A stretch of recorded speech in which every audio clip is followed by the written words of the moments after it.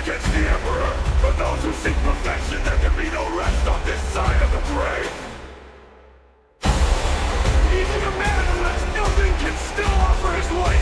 The man who has nothing can still have faith. Success is measured in blood, yours or your enemies. For the Emperor, for the Emperor, for the Emperor, for the Emperor, for the Emperor. This is the oath of moment. This is the oath made to the throne. This is the oath of Blackthrone.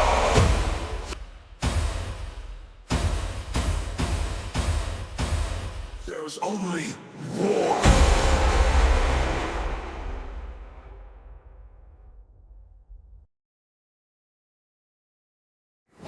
Is your duty? What is the Emperor's will? If we fight and die. What is death? Your death. What is it that gives us purpose? What is it that gives the war purpose?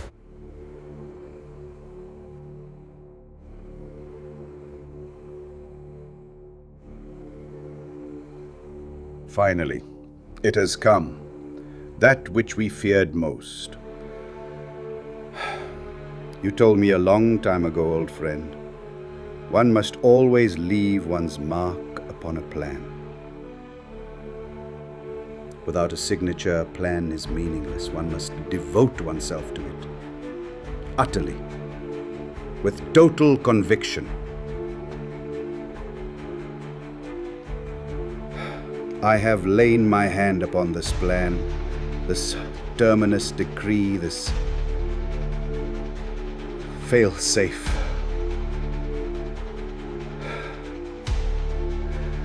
I pray it will never return. For when it returns, the galaxy will never be the same again. The fires of war will have been to embers as to what is to come. My sigil rests alongside your own. We have both given ourselves to this. I offer no comfort. Make no mistake, it will return. When it does,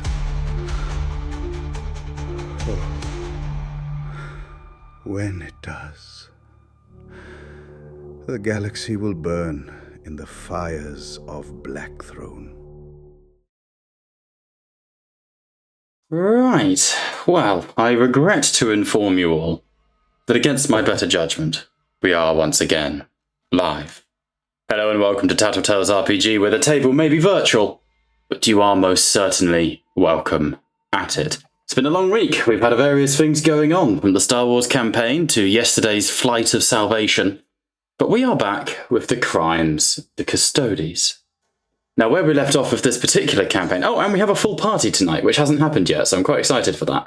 But where we last left off with the crimes of the Custodes campaign, you had disembarked from Terra, making your way across the void towards the system of Ursus, where you are waging a war against the World Eaters, the Dark Mechanicum, the Chaos-corrupted Votan of the Cronus Conclave, and demons of the Warp.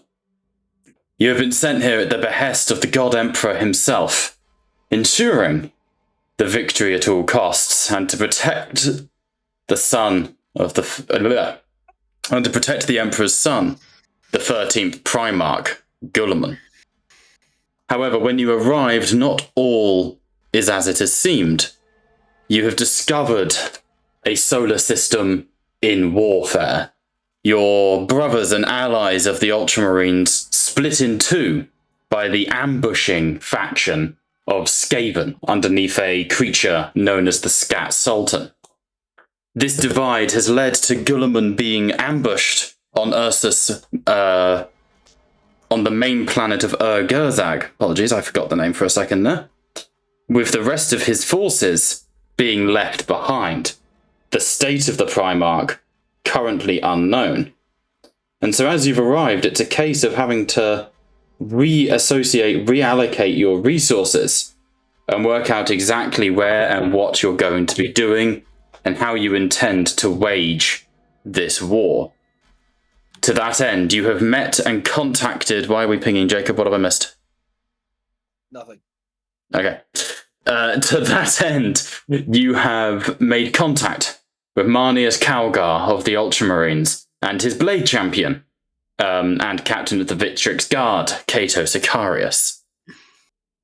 After conferring for some time and meeting the other major players here in the Ursus system, you have decided that it is within your best interests to take the fight to the enemy in the form of the planet of Ursus Majoris. You had the choice between Ursus Minus, Minoris, and Ursus Majora, Minoris being a demon world, and Majora being a sort of Factorium prison world. I realise I'm looking at the map and you're not. Here you go. Yeah, and the prison and the Factorium world is the one run by the Dark Mechanicum, right? Mm-hmm. That's what I saw. There are a number of enemies here. Dark Mechanicum, I can add another token, hang on. Dark Mechanicum, demons, and World Eaters all plague this planet. Fun. That's fun. There are a number of trackers that we will be checking in with each session. And for this reason alone, I would like our first roll of the day from each of you. There's 5 of you fuckers. I'd like each of you to roll me a d6, please. And I'm going to roll one as well for the secret project. Oh, is it Project Stardust? No. Dibs to see if Gilliman dies. Oh, Got a 6. Fortunate. Hey, stop trying to kill off the only cool Primarch. Magnus isn't here. Right. That's a weird way No. to say that, They're not Ryan. dumb. Khalid, there are plenty of Primarchs that are cooler than Gilliman. Gilman is better. At least he didn't get screwed over. You can't even say that with confidence, Killy. Come on. There you go. The projects have been updated. Several of them have made progress. And so, time passes. You have travelled through the warp across the system at the head of a fleet of vessels, the pride of Talasar joining you under the command of Sicarius himself. You are also joined by the grave and solemn Vow, the flagship of the Narmurian 16th, as well as a number of other vessels. But as you began to make your way towards the bordering systems around Ursus Majora, you're headed towards this place, by the way. This is the Bastion of the Unblinking. This is the stronghold on Ursus Majora. You have been warned. Go on. I'm still seeing the tracker. Okay, let's refresh. It should update. If not, it's not exactly a problem. It's not a biggie. Just keep going.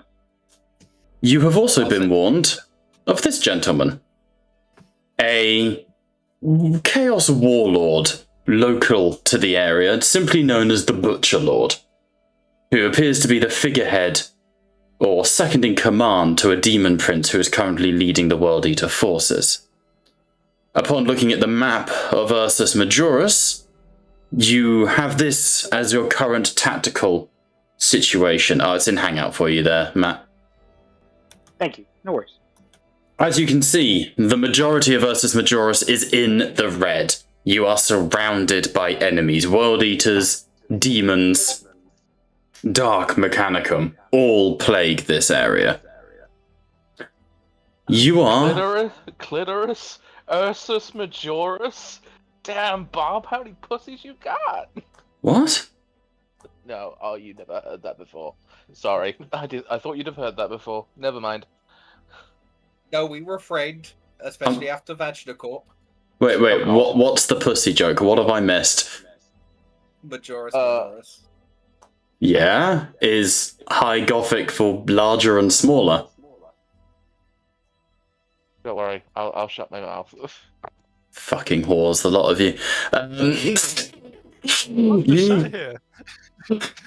you can see your tokens on the map here as you will be making a beachhead into Excrusoria with the Namurian 16th, Sicarius, your Custodes sigil, and the Sin Feast. I realise that says 15th when it should say 16th. 1 second. Already planet side, you have down here the Angius Mortis, a mausoleum of the dead, where the Sin Feast are currently recruiting. That exhibition is being led by Lieutenant El Xalo of the Sin Feast. See here. And here to a posterior, which sounds a lot like posterior, I understand. You have the Bastion of the Unblinking and the Mechanicum-controlled territory. But before we arrive on the planet, you have been met and ambushed in the stars, as your invasion fleet with the Sin Feast Armageddon-class battleship, the Lamentation of Flesh, joining you. A giant nest in the void has been found. Swarms of Helldrakes have surged to meet you with an enormous, burning, demonic godfather of Helldrakes at its head, the size of a Retribution-class battleship. The Flockfather has assailed you, as well as a number of smaller World Eater vessels. So we're going to pick right back up with this combat where we left off. Let me get the combat music going. I believe where we left off, it was the Sin Feast had just moved and fired upon the Flockfather. No, it was. I think it was its turn. Flockfather's taken wounds, so it must have been. So that's going to bring us to a Cobra-class destroyer. I am going to take orders from the party as to what they want the NPCs to do. Is this a case of everything on the Flockfather, or defend against Helldrakes, or what's the plan? I'll say all of our larger ships focus on the Flockfather and then have the... anyone else take care of the little guys. I would remind everyone as well that the Graven Solemn Vow is currently in the giant ab block-sized claws of the Flockfather itself. It is essentially, for all intents and purposes, grappled. Yes, and Novo is correct. The Sin Feast had already fired with their melter onto the Flockfather. So, the smaller Cobra-class vessel, you hear over the intercoms. This is the Righteous Flame, engaging the smaller birds. And it is going to move forwards and fire on the first Helldrake. What weapons does it have, just for future reference? Cobra-class destroyers are armed with broadsides and destroyer missiles. Do the missiles do a blast by any chance? No, heavy 8, rending 2. Good hit, Fair though. enough. I was going to say if they did a blast, that would be really useful. In space? Ah, I mean, if it's blast 7, and we're measuring in 50 meters here, most blasts aren't going to be hyper effective. Forewarning. fair enough. I was hoping like a blast like over here would blow them up. Yes. So the first Helldrake sort of leaps from the nest, huge biomechanical wings spread. It looks like it's flying like a dragon, despite the fact it clearly doesn't need to beat its wings being in space, but it's like muscle memory. And this Cobra-class destroyer unleashes a screaming barrage of missiles that smash into it and detonate it from the void. Like I said, the Helldrakes aren't particularly tough, but there's a lot of them. Speaking of which, it's Helldrake time. We are going to sprint. 120 times 3 is 360. Do remember we were doing alternating. That's true. Not the regular initiative. Let me do this Helldrake then, and then we'll be back with you. You're right, because that is the way we do the Custodes, so there. Helldrake moves into your scanner range. Alright, who wants to go next? Do you mind if I go? I got an idea. You act as a ship. Yeah, Oh, we are a ship. It's slightly different to the Star Wars system, Klim. I made that mistake as well. I was going to say I had identified weakness just to show it out, but if it's not, Would have needed to have been declared at the start of the combat. And at the start of the combat, you couldn't see half these targets, so you wouldn't have gotten to use it. But you guys can cut in if you want and take your turn as a ship. individually or No, you act unlike the Star Wars system where you all act individually. You act as a ship this turn. And in Church of Steel, and it's pinned in Crimes of the Custodes, there is a list of what you can each do. You can each fire a gun, or the driver can drive. Currently, you are being piloted by Matt with Apollo. Hello. God, you guys are fast. You are a nimble little ship. Do you guys want to cut in? Honestly, Well, it'll be our turn anyways. Because you went with the Eldritch. Yeah, but you could pick one of your get one of the bigger ships to focus fire the Flockfather. Take This that. shit needs to die. wait. Yeah, what take about- that. Yeah. I was gonna say Pride of Talazar would be better. I don't know. Maybe it has specialist guns. Depends. You want- though. I mean, because I wasn't here last session. How hench is the Flockfather? hench. He is the size of a Retributor class battleship. So Death Strike And he's missile. No, that's mine. It's a secret weapon. You don't know it's there. Somehow the Sister of Silence is hiding it. Okay. Amazing. Really No. easy to hide. You can certainly debate the use of it if you wish. I'd like to fire on the Flockfather. I'm driving, but I think we should fire on the Flockfather. So you guys are going to go. The party's going to take their turn. We can have the Pride of Talazar first. Try and soften it up at least. Yeah. Just so you're aware, Matt, if the Flockfather gets its talents on us, we're just straight up like our ship's gone. Yeah, it's got I enough. see. It's got enough damage to one-shot you. Because it's a big old boy. Yes. It is. Okay. We're still in the little ship we were in the first session? Yep, you're in a... Well, it's not little. It's still a double the scale Orion dropship, but compared to things like Retributions, it's pretty big. Yes. In that case, the Pride of Talazar will go. Over the intercoms, you hear Sicarius. All friends, engage this foul thing. And you see the Pride of Talazar is not going to move. It's going to just aim, and its four-mounted... musical battery? What the fuck was that? Its four-mounted lance battery is going to go for the Flockfather. Let's fire it from Sicarius himself. Get it, That was me, Bob. I unmuted your music. Oh, That's all good. 2 shifts for damage. Fuck him out. Fuck. oh god damn it. My Ow. internet kind of cut it out, and it's still saying I'm in the session. I'll kick you. My life. There you go. Rejoin when you can. Cool. So the Pride of Talazar opens up with its 4-mounted lance batteries. Beams of light surge across the open void and carve into the Flockfather, which screeches in anger. Let me just look at something here.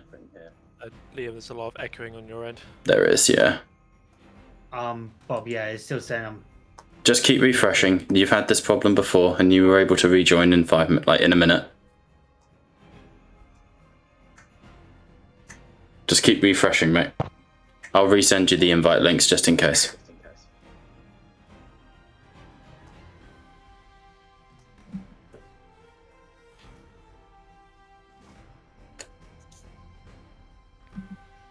There you go. They should do the trick. Alright. Anyone want to cut in? I was gonna say, are the broadside cannons in range of like this Helljoy from the Pride of Good Talazar? shout, let's have a look. 350 on the range. Yeah, they would be in range. Let's go for it. Might as well do as many shots as we can from this fucker. I'll have the Ultramarines fire that one.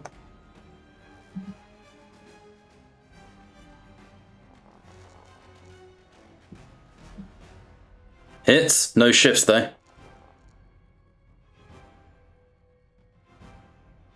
That's a dead Helldrake. So broadside echoes out across the void as well, carving into another Helldrake that detonates before it's even left the nest. I am going to go with one of the Gothic cruisers. Yeah, let's go with this one. Oh, sorry, Battle Barge, I should say. I'm going to keep refreshing it. Use the links I've sent you, kill him. I did.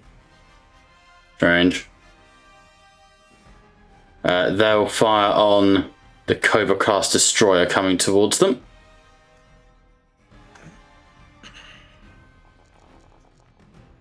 Why is it always that?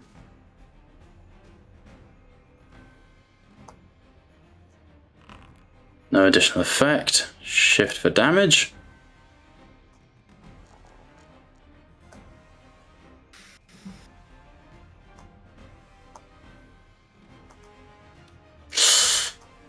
And then broadsides, no. Cool, over to you guys. Who do you want to act with next? Has the Retribution class battleship gone yet? This one? Yeah. Let's assume not. So, Might be worth having their biggest gun target the Flogfather, and then their broadsides targeting the closest Helldrake, or the Gothic cruisers. One of those two targets, I think. Okay. Anyone have any other choices? Broadside into the Flockfather. the main gun into the Flockfather. The 4-mounted lance battery. Yeah. Okay. Let's go for it. Send that shit to hell. Yeah, it's not letting me, so I'll just watch on stream. Okay, no stress for now, mate. I'm sure it'll fix itself. Check your firewalls, kill him. I already have.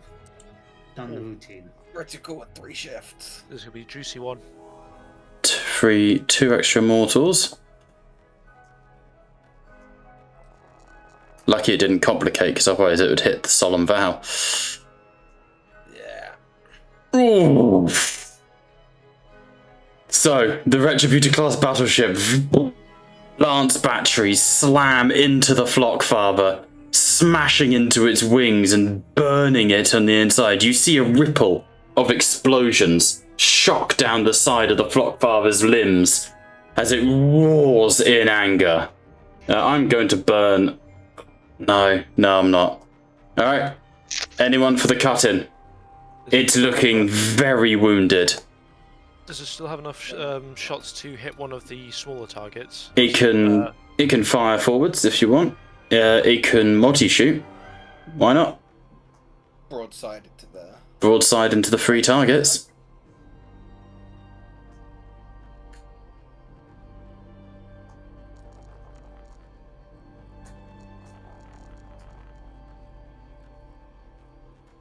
So a hit, a miss. Alright. Jesus Christ. Oh, no, that Helldrake is fine. The Gothic But cruiser has been... the cruiser is down.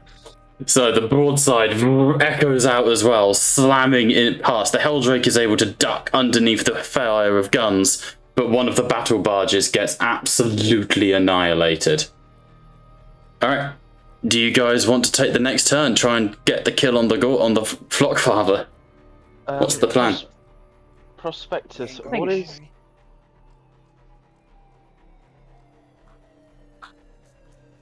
What just happened?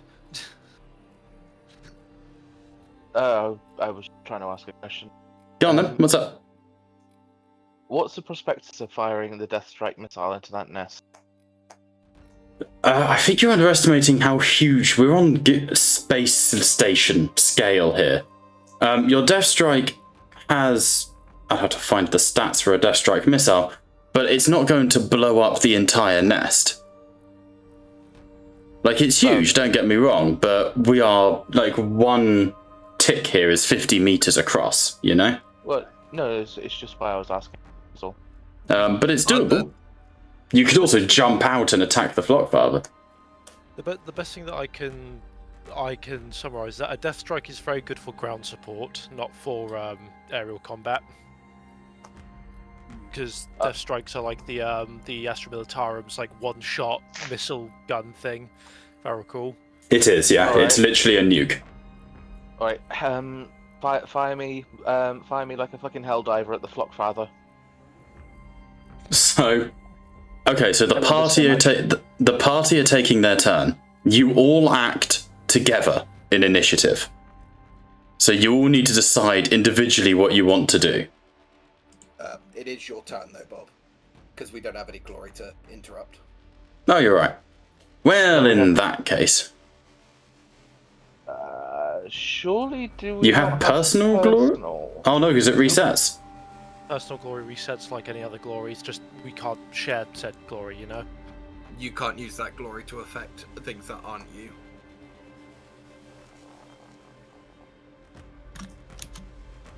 Alright, I am charging in with a Helldrake. Are there any reactions I believe some of you could take? Is there any... I need to check the Church of Steel document. Race for impact, I think. Evasive maneuvers from the pilot. I think we could do evasive maneuvers. I don't... Will evasive maneuvers help us here? I don't know if they do either. It increases our defense.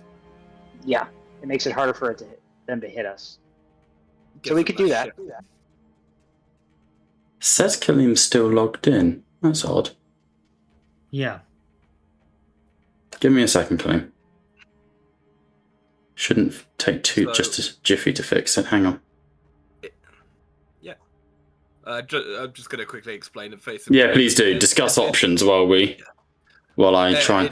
It's in the pinned messages in the Custodes chat, but basically it's a DN3 pilot test, and you get +1 defense if you pass, and for every exalted icon shifted, you get an additional +1 defense, though you don't get your next turn, effectively. So it's like an all-out defense. Right. So it does have a disadvantage, but it can be very helpful. So we can do that if you guys feel like you want to, or we can just roll the dice and see if we're okay. Or is it DN, like, they roll 20 successes against our DN of 5. I don't know if we're going to make it.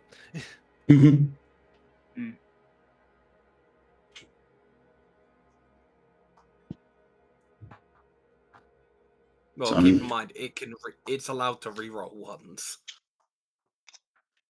I suppose it's like we could, on the idea of reducing the amount of shifts it gets. It's true. But There are a lot of bloodthirsters around here. Well, they're in the Helldrakes. Alright, everyone. Oh no, that's Game Master. Relog should work now for everyone. Loaded in now. Apologies, trying to fix it for Killiam. No worries. 48. Oh my god. 48 evasive maneuvers. You make a DN3 pilot +1 defend around each shifted exile. Yeah, so it is like an all-out defense. There's also emergency repairs that you can do. Yeah, because that's really useful. Or I can just specifically target aspects of the ship and rip you out of the ship. You can't survive in space. your threat is noted. I thought you said our suits were void locked. Yours not, sister. I know. How's that bald head looking? Shiny, thank you. I polish it daily. Wear a hat when you go outside. It's cold. Alright, Clean's back in on my screen. Depends on where you are. Clean, you're on my screen. Yep. You're back in. Back in. Sweet. Cool. Fixed it. Alright, so, final decisions, because we're back in. What do we want to do, team? You know, I kind of think the evasive maneuvers is about the only thing we got here. So I'm open to that if anyone else, unless anyone has a better idea. All crew members can. I think everyone else can brace for impact. That could help. Looking through now, I can't find brace for. In fact, open fire, ram, emergency repair, evasive maneuvers. Oh, brace for impact. There we go. It's a reflex action, so you can all do it. Make a strength check equal to the DN of the number of wounds that the vehicle suffered. Eesh. Okay. I'm not falling prone. Alright, well, until further notice, I'm going to resolve this attack on you. I will shift for damage. Before you do that, this is why evasive maneuvers is important here. Because it could. You can't shift. Nice. Okay. Bob, I'd like to roll evasive maneuvers, if that's okay. All right. I know we're kind of... No, you're the pilot. It's your choice. You could. There's a thing in this system like you expected. All right, so it's a piloting test, DN3. Yep. That is 9 successes and 2 shifts. So your DN would go up to 8, I believe. DN 8. So I would lose 3 of my shifts. No, you wouldn't, because each 6 counts as 2. I would lose 5 of my. Cool. We go up to DN 8. Yep. You were at 6 successes, so you just lose 1 shift. Got you. You still got a few more shifts. I know. Just clicking them. Alright, let's go. Okay, so this Helldrake slams, and this is about the same size as you, or a bit bigger. Slams into the side of you, wings latch on. From the cockpit, Apollo, you can see this metal dragon open its mouth, and a twin beam of, like, melter burns into the side of the Aurum Edictum. Void shields and refractor shields flicker and spurt. God, someone's burning something. I'm about to have a stroke, one or the other. Okay. God, it's really strong. You take 11 out of your 50 wounds. Pretty good, all things considered. But as these claws dig in, I need Apollo to make me another piloting check. However, I'm gonna work out the DN for you here. 1 second. Okay. I'll wait for you. Ignore this. I just need the stats. Oh. Oh, A Giga Bloodthirster just appears, I guess. Okay, it's going to be a DN9 piloting check. This is to avoid being grappled by the Helldrake. Fun. All right, let's do it. Yeah, you don't have any personal glory. Carry on. Oh, sorry. It's all good. Take your time. Take your time. Why is this? Why are you doing? Why are you the way you are? Heard that before. No. I'm trying to type in the DN check. Approved. Just as these jaws snap around, that's a good thing. And you get a point of glory for you to spend, and only you. Just as these jaws snap around the edge of the Aurum Edictum, the claws try and scrabble at you, but they glance off of the golden hull and are unable to hold on to you. Alright. Now, I assume you guys are going to go? I'm gonna fire some guns into this damn thing. So, it is over to you. Each of you can decide what your character is doing on the ship. Unless we have any other ships that can find the... I don't think we do. Sad times.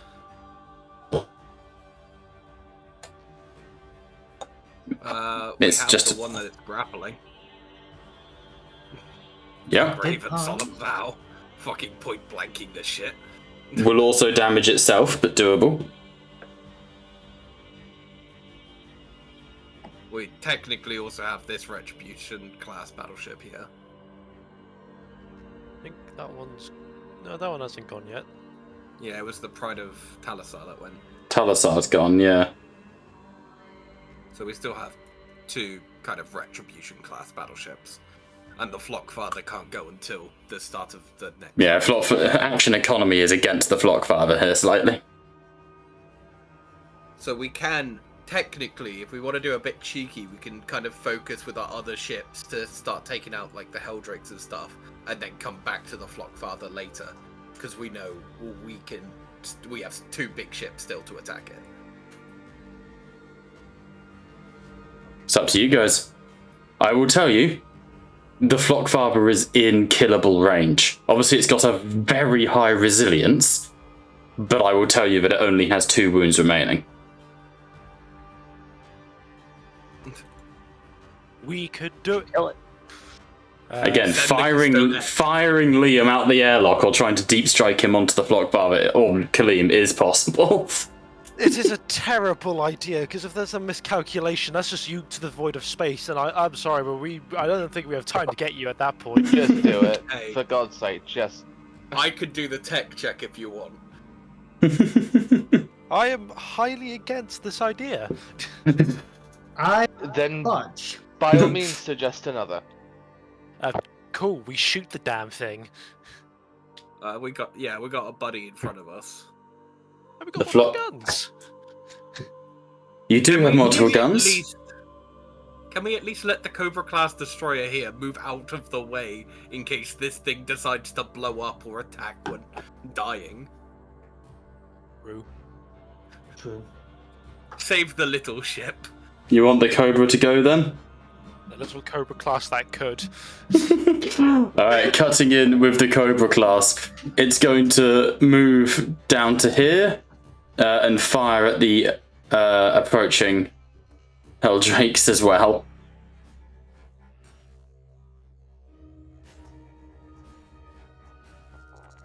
Go on, little buddy. No!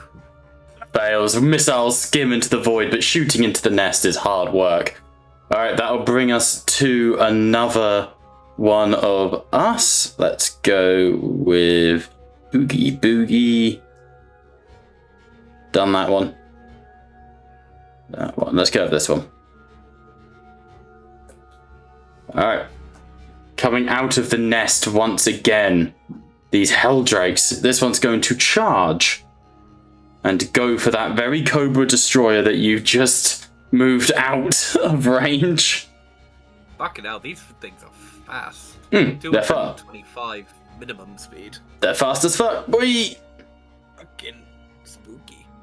Say that we moved out the way. We didn't choose that particular direction. We couldn't see that Well, one. tough. Too complicated. Good It try. did indeed.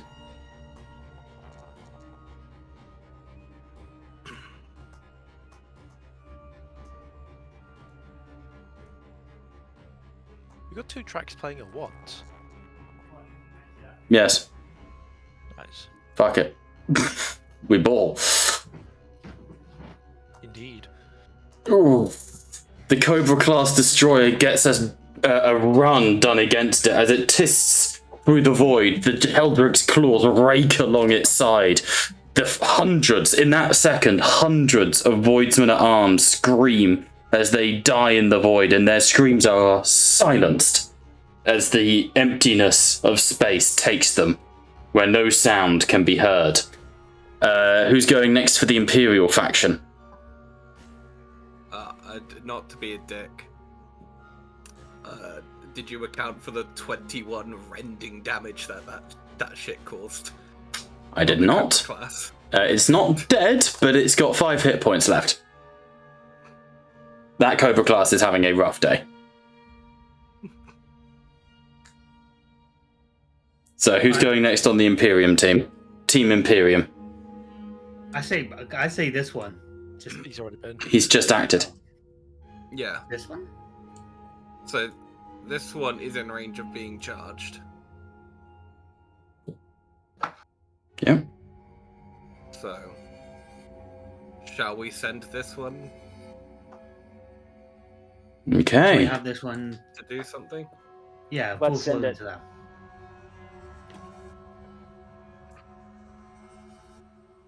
Okay. Oh, that's update combatant. That's not what we want.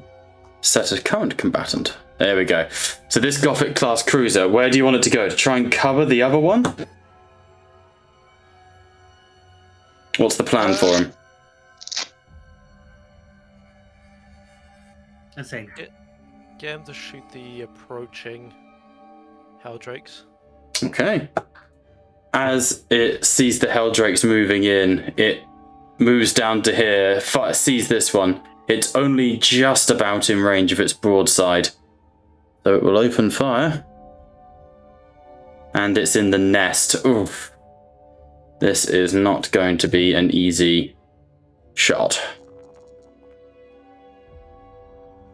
Fails, I'm afraid. The broadside fires, but the nest's webs eat up the shots. And the Helldrake is A-okay. That's going to bring us to this Helldrake. Who 410 movement speed with a charge. Yoink. These things are creepy and weird, and I don't like them. Let's eat a ship.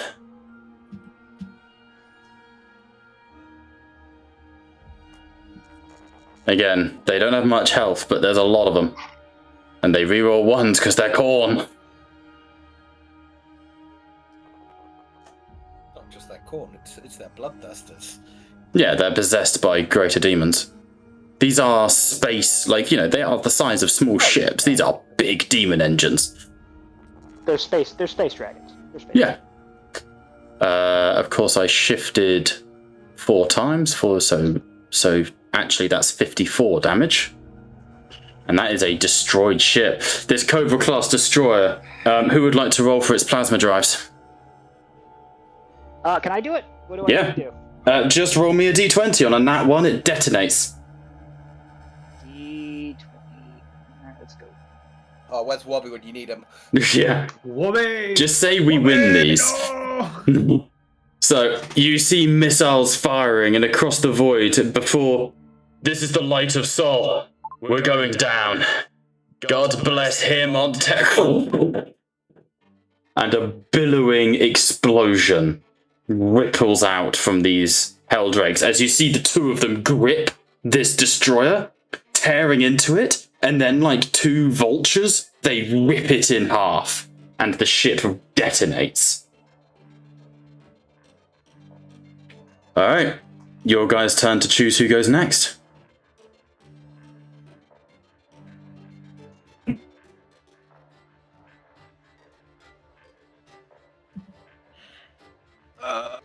Could we possibly have the Retribution class battleship shoot its main gun into the block bar and then just try and pick off the Yeah, absolutely. Okay, the Retribution class moves into position and will multi-attack the Helldrakes and the Flockfather. Oh, I see what you mean. Hang on. Lance on the Flockfather, I assume. Yeah. No. The Flockfather is going to take evasive. It releases the Graven Solemn Vow, kicks off. 1, 2, 3. So an extra 3 to it. So 4 total to its DN. So DN of 8. Yeah. Okay. It twists through the air with a...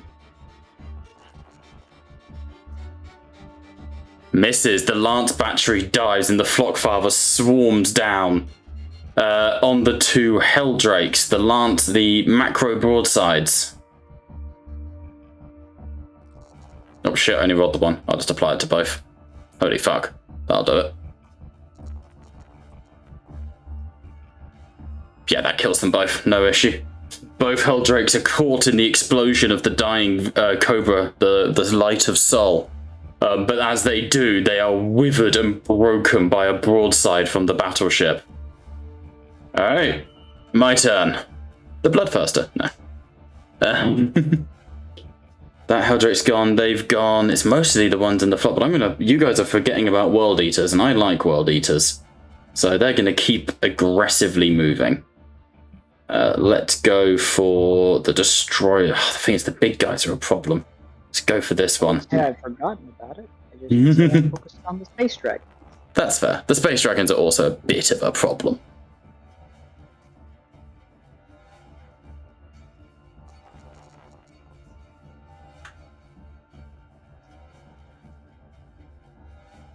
Alright. A burst of plasma slams into the side of the battleship, scorching off of its hull, but the void shields take most of the damage. Over to you guys. Shall we just point blank this bitch? Yeah, can we kill this thing already? We could try. Let's try to kill it. I mean, I feel like we have other things we need to worry about. Let's try to kill it. Okay, you're just going to gun it. So, the Graven Solemn Vow is going to point blank range gun the Flockfather down. Over the Vox network, you hear the captain of the Narmurian 16th. Damn and blast it all! Fire everything! Burn, heretic! And it's going to be a full macro broadside into the Flockfather. Short range. It'd be more point blank. Yeah, there isn't a point blank option. You can't shoot at point blank range, technically. Yeah.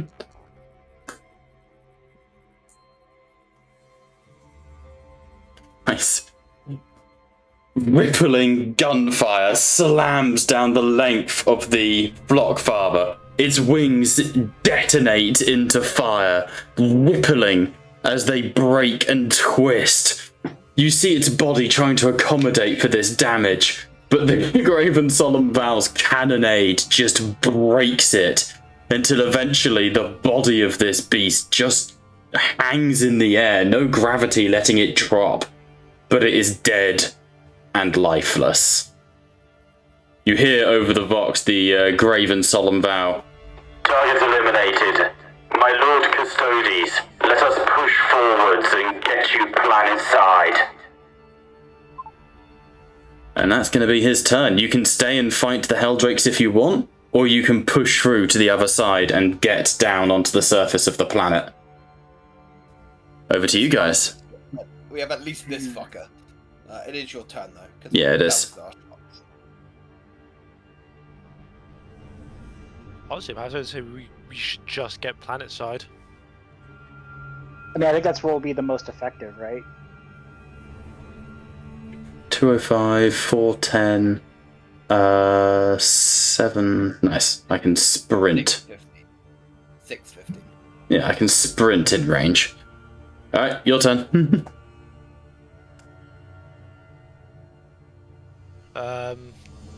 Oh, itchy ear. I think Which it's worth us. direction to planet side, out of curiosity? Say again? Which direction to planet side? Literally just get to the other side of the map. Past the nest. The nest blocks you deep striking, because like if you go through it, you'll be shredded. You know? Right, okay. Barbed wire, understood. Basically, yeah. I can do a funny if we go on our turn, because technically the Helldrake's in range of me doing a tech check against him. Because I've got like 35 meters on that range. Yeah, I mean, it is latched onto the side of you, so yeah. Technically, that is true. It's concerning, but it's technically true. If you can inflict vulnerable, then we could basically point blank it with the guns, and then Yes, I can. and then we can GTFO this one. Okay. Well, we cannot move. You're not grappled. No, we can. Thanks to Apollo's piloting, you're not grappled. Yes. Yes, we are. But remember, you guys need That to is take your about to be a turn lot more together. difficult. It's not a choice of acting individually. You all act as a ship. But That's yeah, what that's we're what, thinking. If we take Yeah, our I turn, think you I should, set up I think you then we should- shoot, and then we fuck off. Yeah, I agree with that. I wouldn't have said it that way, but you said it perfectly. I mean, Okay. I would have just kept the pause going for a few seconds longer, Jacob. But you know, And then we fuck off. Off. Alright, let's put ourselves into initiative then. Let's kick us off with Jacob's tech interaction attack then. But everyone needs to be thinking about what they're going to be doing. Jacob, please describe how this works, like what you're trying to do. So, my main goal is seeing that how evasive these creatures can be. I'm trying to manipulate its kind of exhaust system, so it almost basically stalls its engine, so it can't actually maneuver out the way of our guns. My question is how? Because it's all well and good making an interaction attack or a tech check, but that implies you have like a Vox link, or how are you doing this? Give me a second. Could we possibly, if Jacob has nothing, I sacrifice my round of shooting that I was going to do, and have it so more in the idea that if he succeeds in his tech check, I know where to shoot to cause it to be more vulnerable. Don't do any damage, but more so I sacrifice my shooting to gain. Can I allow that? I'm not trying to stop you from doing it. I just need an explanation. No, I know. Yeah, I would allow that, George. Bit of teamwork never hurt. Yeah, the main reason why I was sticking to that is because I have the ability for like signal boosters. I can the idea is boosting the signal of which I can manipulate technology. Yeah, I appreciate that, but this is also a demon engine. Yeah. Do you really want to link mentally with that guy? As an anathema, bet. I would say that you can't. As an anathema, like oil and water. So, I would say, George, if you sacrifice your shooting, Jacob, you can make that tech check. This is to hack its comms, so it's either its tech or its resolve, right? Yeah, so the amount of points it has in Yep. tech. So it should be 8 or its resolve of 9, so let's go with the 9. Yeah. Fucking hell, it's got a high resolve. Yep. Let's go.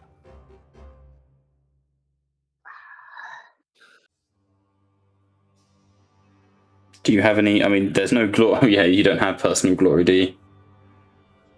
Technically, he does. I have 0. Would I be able to cast one of my glory to help him? Unfortunately not. That's one of the rules of playing Custodes, is unlike normal Wrath and Glory, where you have this shared pool of glory on the bottom left of your screen, Custodes specifically cannot help each other out with glory. It's part of their rules. Do I Alright. reroll and risk a wrath complication? Are you? No. Are you a gambling man?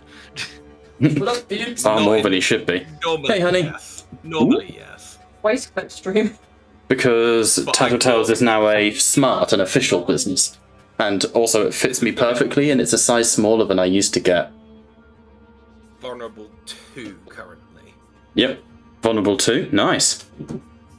So I love my if wife. now- She just showed up, looked fucking gorgeous, and handed me chocolate and ice cream. Life is good.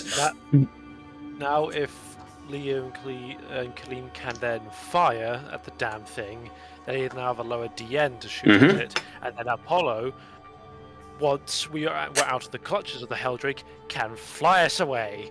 But we have So? to kind of Yes. like So just so you know, Vulnerable has reduced its defense to 2. That should be it is automated. God, I'm good. But yes, Vulnerable has reduced its defense to 2. Is that with vulnerable 2 or vulnerable 1? Vulnerable 2, which is what you said it was, right? Yes. Yeah.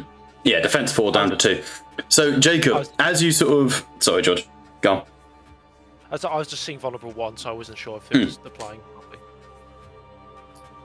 It's because when it applies Vulnerable 1 automatically, and then when I updated it 2, it becomes a passive effect. It's really weird, but it works. Gotcha. So, Jacob, as you are sort of on the intercoms, on the Vox controls, you have like this holographic feed in front of you, like a 3D map of the battle around you. You're playing Battlefleet Gothic Armada. But on Switch, I should so get that reinstalled. But on said map, you are zeroed in on this Helldrake. And I think you see, as its wing beats move, as it chases you, your Aurum Addictum dives down through wreckage as like the Lastrum bolt cannon fires, and Apollo puts you into this spin, which he'd heard is a neat trick. You notice that one of its wings lags behind the other, And I think you're able to relay that over to the rest of the team. Just immediately you show up on their sort of Vox feed, throwing your Gucci gang signs at them, gesturing to the left wing. So you guys know where to shoot. Who's taking the next turn? Can I shoot? Mm-hmm. You and Liam, I think, are on the guns. Remember, you can't fire the same gun twice, so you and Liam need to decide who's taking the bolt cannon, who's taking the blaze cannon, who's taking a Storm Eagle rocket, and who's taking the Death Strike, but I strongly recommend not the Death Strike. It's not... that is overkill. I'm gonna go with the blaze cannon. Mm-hmm. Yeah. You there, Liam? Blaze cannon. Liam? Yeah, I am here. I was waiting for Gleam to choose. I'll take the rockets. Okay. Both of you then, please resolve shots using your weapons of choice. How far can I shoot this? 300? Ooh, okay. It's short range. Like, target it. It was right in front of us. Yeah, I'm gonna shoot the one right in front of us. Man has not listened to the plan. Is this one within range? It looks at you through the cockpit. Hello.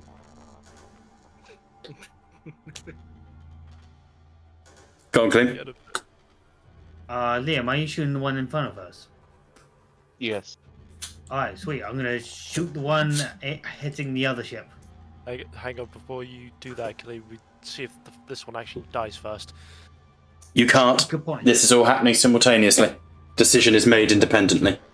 I've already made my decision. Really, what I should do is make you all, like, type what you're going to do and then all press enter at the same time, but fuck it. I will trust your honesty. I'm gonna shoot this one. Okay, go for it. Because I am ambitious. And I will take simple action to aim. Okay. I wouldn't aim because we're trying to leave. That was the whole plan. Kill the guy in front of us and move. That's called set up the shot. It's in Church of Steel. Yeah.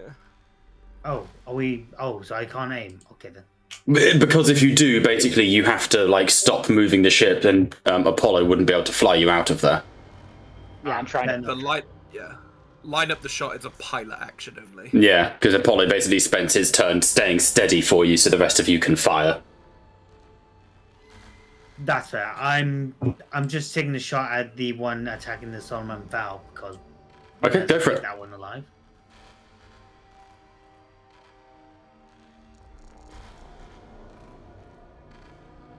Okay, don't roll the complication, because that is my job. Okay, you take a mortal wound. 12. But you did hit. I shall shift 1 for damage. Okay.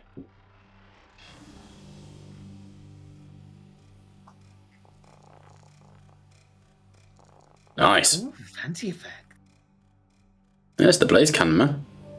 Okay, this Helldrake, the one that Kaleem's shooting. As you guys begin to twist dogfighting with your own Helldrake, the Graven Solemn Vow turns its own broadside firing. And Kaleem, you adjust. You see that Liam has a targeting lock on the Helldrake that's chasing the Aurum and Dictum. And you make a snap decision. You turn from your gun station, code in the firing solution, and with the moment, the breath, where this Helldrake is visible underneath the Graven Solemn Vow, there's a streams of purple energy score along its back, and you wipe it from the void. Liam, as you see that, you turn. There's the circular rocket pod that sort of drops out of the bottom of the Addictum, and it, like a Gatling gun, but with missiles. It, or you know in Helldivers, the Nest, the swarm gun, where it like fucking goes everywhere. It... Whistling missiles slam into the Helldrake, but do not kill it. Well, we can't move without risking an attack of opportunity from this thing, then. It is heavily wounded. its armor scorched and blunted as bits of it break away. But unfortunately, it was just able to survive that. I will be open with you. It is on 18 out of 20 wounds. We could have Apollo shoot it with the Lastrum bolt cannon. He can. Yeah, let's do that. That would sacrifice your movement, however, for warning you. It also means we can't do evasive maneuvers. True, because you'll have acted in your so turn. If we move, do we give it an attack of opportunity? Specifically, you have to move. Yeah, no, I appreciate that. But I'm learning. It's so close to the Star Wars system, but just different enough to be annoying. You know? So, so Bob, if we move without killing it, sorry, my voice is cracking here. So good. Does it get an attack of opportunity? It will, yes. Well, then we have to kill it. Indeed. I concur. Okay. Yeah, How do was I? the plan. What do I need to roll to kill it? Or to So shoot at it? you go on the ship's menu and scroll down, hover over the Helldrake and target it by pressing T, and then the only gun left to fire is the Lastrum bolt cannon. It's not likely to kill it, but you've got that rending stat, so it might do the trick. Oh boy. Okay. Yeah, it's a rough one.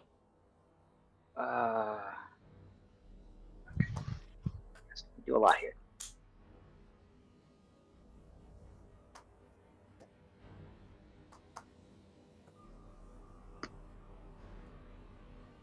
Can anyone do this for me? I'm trying to kind of do this left-handed. Of course, yeah, your shoulder. Would you like me to do it, mate? Yeah, if you wouldn't mind. Yeah, no, of course, I am a maestro of dislocated shoulders. I completely understand.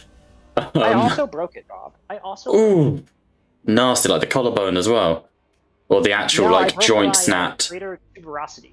Oh, bloody hell, that's not It's fun. apparently one of the worst things you can do to your shoulder. Would not. recommend. Yeah, no, because it's all like a ligaments and tendons are like all conjoined in there. Yeah. Oh, Yeah, dude, that fucking surgery, sucks.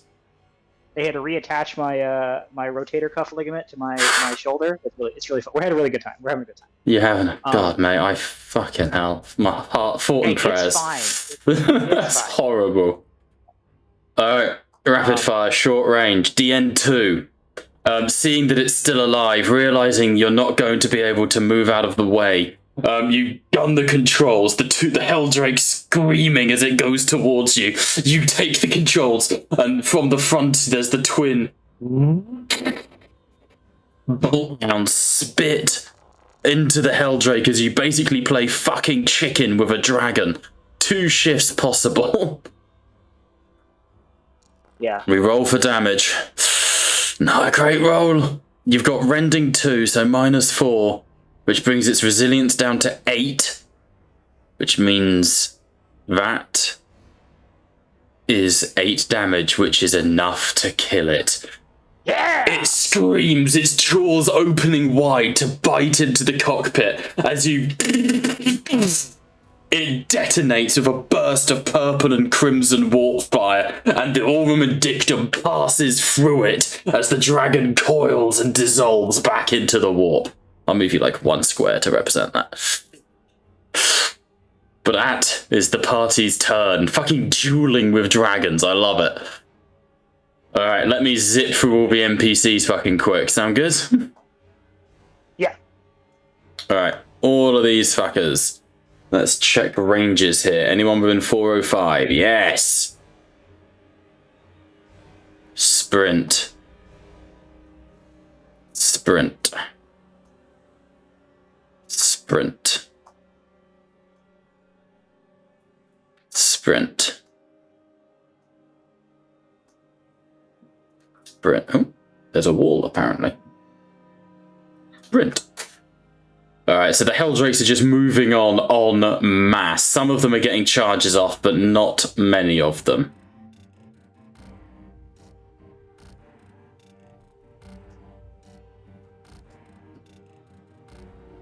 Make it so that we can see all of this. Okay, that is everything. The 2 battle barges at the top will move up as well. Alright. Into range. Okay, that brings us essentially to the top of initiative. But we've got some charges to do. So one Helldrake over here, going for your Cobra class destroyer.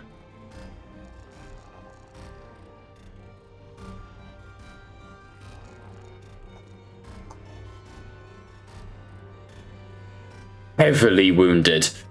2 Helldrakes on this destroyer.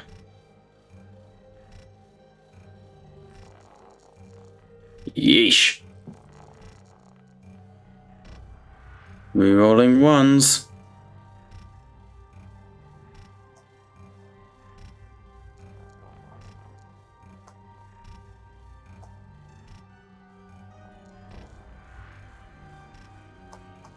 I think this guy's dead. 2 Helldrakes will probably take him out.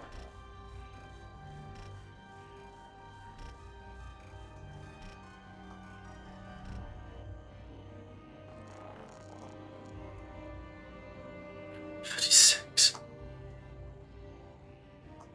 17 and 36. He's still alive! This Cobra class destroyer is still fighting as a pair of Helldrakes harass it like crows mobbing a buzzard. This one on the Gothic class cruiser.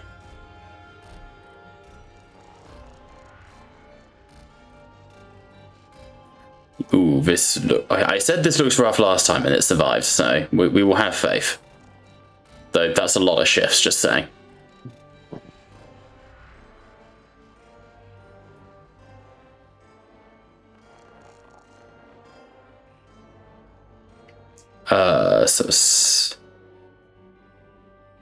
Still alive, but heavily wounded on the Gothic class cruiser.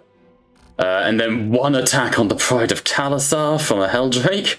You gotta respect the chutzpah on that one.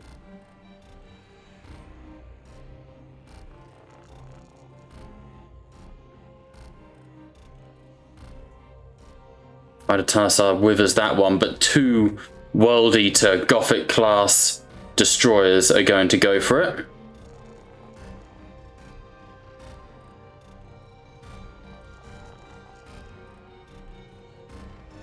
Second one misses. Lucky. First one hits, but being plasma wounds itself. Always amusing.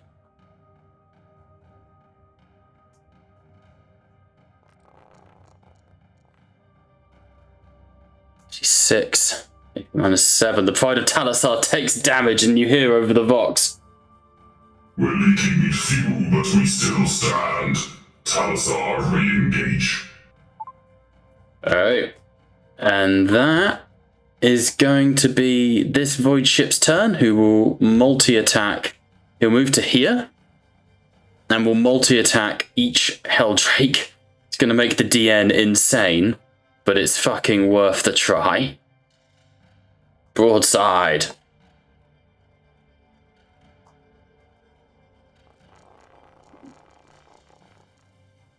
All the dice! Miss, miss, miss, miss. Oh, fuck, they all missed. God damn it was worth a try. And then lastly, these 2 cruisers down here with the Sin Feast are going to fire on the attempting to board World Eaters.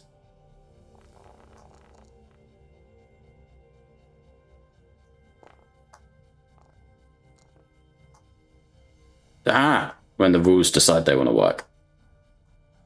There we go. Miss on the first one, miss on the second. The Imperial Navy is having a rough turn as those dice have not gone in their favour. Bolts and broadsides are firing. You're trying to form a bit of a gun line. Classic Napoleon sort of strategy. However, the Helldrakes are swarming your position and there are just so many of them. That's going to bring us into the next round of combat. Simple question. Who wants to go first?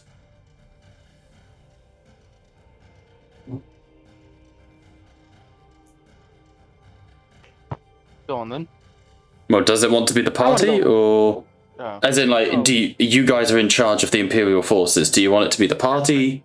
Or... What do you want to do? It's loyalists first, I should say. That makes more. Yeah, that makes more sense. I was going to I keep suggest. forgetting we're doing this. I was going to suggest, should we get a Retributor class or the who are the Sinfeast people to do something? The Sinfeast are in an Armageddon class warship. It's antiquated from the time of heresy. Shorter ranged, but has melter weaponry. Should we have him basically move their ship in position here and broadside multi-attack the two Helldrakes and the... No. To potentially be careful of the World Eaters. Because if they get on ship... Boarding will fuck people. I haven't got rules for boarding yet. I'll probably do it in the way that we did it on the lunar base. Then should we have the Sinfeast just shoot at these Gothic class war cruisers and just get them out? Might be a good idea. Because the Helldrakes, yeah, they're spooky, but they're melee only. These guys' guns are fucking spooky. I won't stress they're not melee only. Their guns just aren't good enough to be used. They have Bale Flamers and autocannons. They're not good enough for void combat. It's either that or we possibly, it's a little bit selfish, but we try to move ourselves outside of the charge distance of Helldrakes. It's 250, unless we breakneck speed. We ain't getting out. You do have a movement of 300.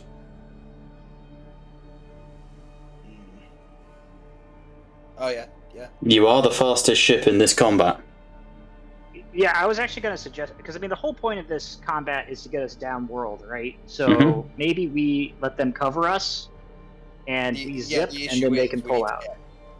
We need to go this way. Yeah, you need to run the gauntlet essentially. We need to get past the blockade to get to the other side of the nest, so that means we can get planet side. That's why we can't do much. I thought we were going in this direction. We're not going through the nest because the nest will rip us to shreds. Yeah, you've got to go around the nest. You can't go through it. Yeah, so we're going this way. Yeah, can't we go... Can I draw? I was going to say... nice. Do the measure tool. Measure tool, huh? On the left, there's all your different tools you've got. Yeah, I see it now. Couldn't we go like this direction? Try to split it? Yeah, I was thinking the same. This way seems a bit less fortified now. I would say as well, and this is just me sort of also being a player character at heart, you could order the Imperial ships to hold their turn, and the moment you get charged to fire upon your attackers. And then when you run the gauntlet, put your faith in your allies. While I understand where you're coming from... It's only a thought. No, 100%. I 100% get where you're coming from. The issue I have there is, to order one of these guys to do that, it has to be their turn. Yes, it would be a case of waiting, and then when you go, having lots of cover. Yeah, my concern on that is purely because that means you're letting the World Eaters then charge and board. You're letting the Helldrake... yeah, true. It literally would just kill half of our small Cobra units. That's fair. Just to let us pass, which is...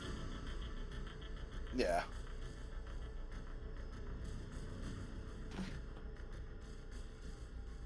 Well, it's up to you guys. Who's gonna get what do you want to do?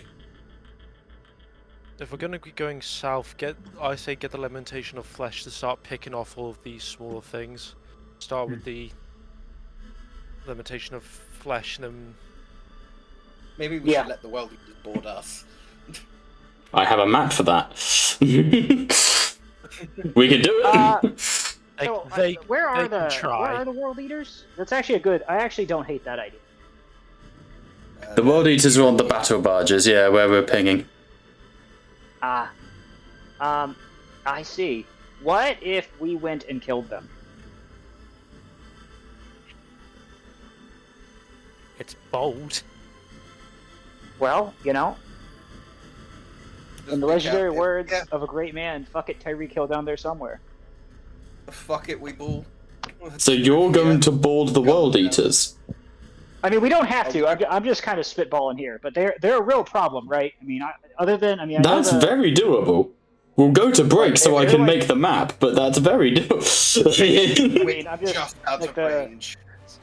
the dragon guys are a problem, but we can handle them. But the world eaters are like a real. If they get on one of the other ships, they're gonna just destroy it. I mean, another option as well is to fly close to them and then challenge them to board you. Play the fucking bait game. That's a plan and a half, yeah. They'll take it. It's just the hilarity of the idea, like, we take a break from space combat because the Custodians decide to go, fuck it, let's have them come to us. I think it'll give a chance for actual, combat, and then there'll be a lot more, like, in-depth involvement. You'll still have to get through here though, but that would at least buy. We could break away on the southern western side, I guess. Yeah. It's technically it is an option. It's a bold move, but it's technically an option. Yeah, all right. I'm from you. Fucking yeah, let's do it. All right. Yeah, let's do it. Okay. New guy wants something. Yeah, let's give him something. Get me out here. Move up here. See if we can shoot this. The Wild Eaters here, and then George over Vox challenge the other one. You want me to rage bait the fucking berserkers? It's a bold fucking move. Denied. Bang. I mean, you don't have to go along with my bad plans. It's just. I love your bad plan. Hey, Matt, you're the pilot. We have to go along with your bad plans. He's not wrong. He's not wrong. I mean, I think we should take them. They're heretics. Are you saying we should need to do a kamikaze mission? Yes. Again, I still think we should at least shoot this one out and then kind of weaken up one of the Helldrakes. Yeah, I mean, you still get your full turn. It's just where you park yourself and, bend over and brace. It's really... I think... Well then, who feels comfortable about using that Death Strike missile on one of the ships? No. We're not using the Death Strike on them. It's worth saving the Death Strike. It's so strong. You really want to use that. It's. I can tell. I said before that the Death Strike is best used for ground support. It's for like when we get to the end of this mission and the big bad is revealed. Alright. It's like Chekhov's gun. It has to go off. Yeah. This mission. Oh, we know it will go off at some point. The Sister of Silent needs a weapon to be on par with the Custodes. That is my weapon. That's fine. That is a disturbing melee weapon.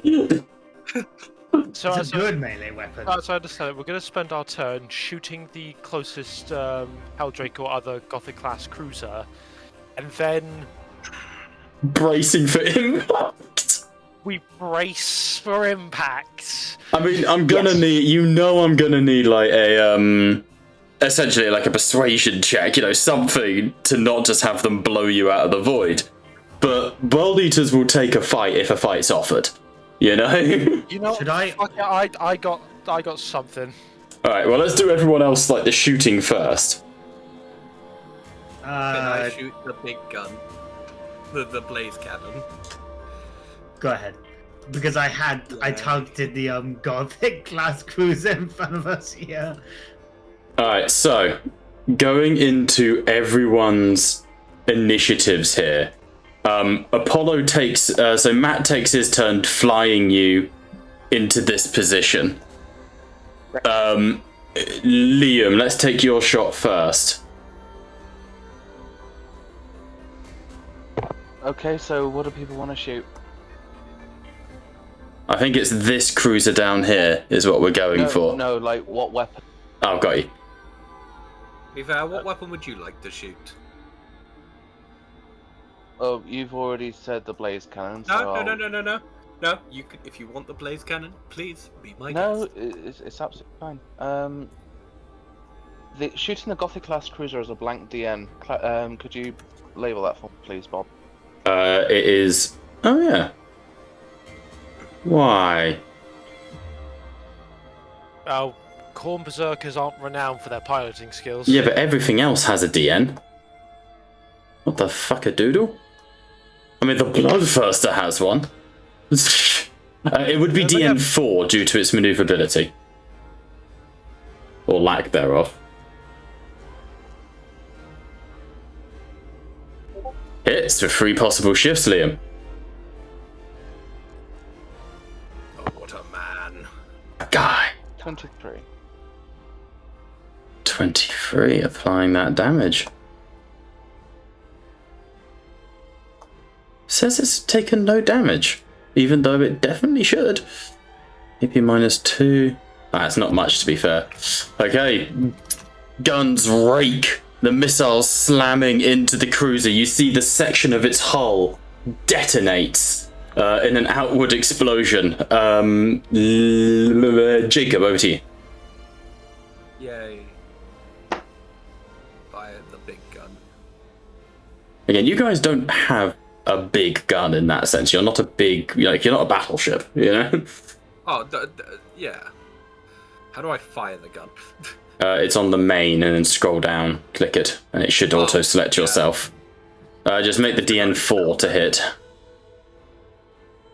It's strange that it's not applying the defense. Weird.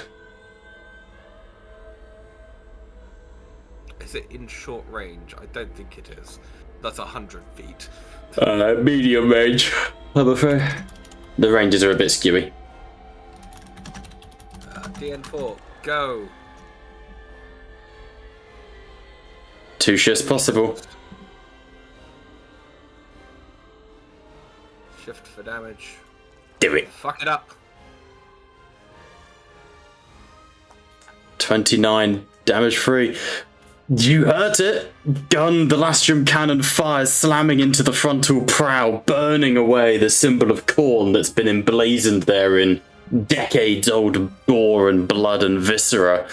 But it's still going. It is a spaceship. It's got a lot of wounds. Would I be able to shoot at it next? If you wish. Hang on. Before you do, George. Yes. If you shoot at it, we can't fucking... Oh yeah, you need to use the Vox. Rage bait. That is true. Do you want me to do that? You doing the insulting? No. You can fire the gun. I think Kaleem is your designated Dakar man. Yeah. I am your designated blade champion. Well, you don't have swords in space, Damn it. as Liam has discovered. We need to get blades on our ship. Yes, we what know you gun- play a Drakari in the other campaign. Quick question. Which gun's been fired? The rockets. We have to list four. Quick question, why weren't you paying attention? Good point. We had the Elastrum bolt cannon left. Alright, eeny, meeny, miny, mo. You're attacking this one. Everyone is focus firing on this one. That was the entire plan. I was gonna shoot this one. What do you do, Kaleem, during seconds? I heard you I ask watch. logically. What the fuck were you doing? Oh, I was sending a message to Liam. Also, it's not giving me a DN. No, oh my god, you don't listen. 4. Oh, thank you. My brother in Christ, you have 2 ears. Huh?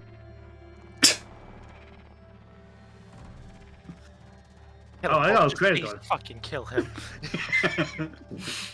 Alright, critical. Rolling it now for you. No additional effects. Roll damage. Oh.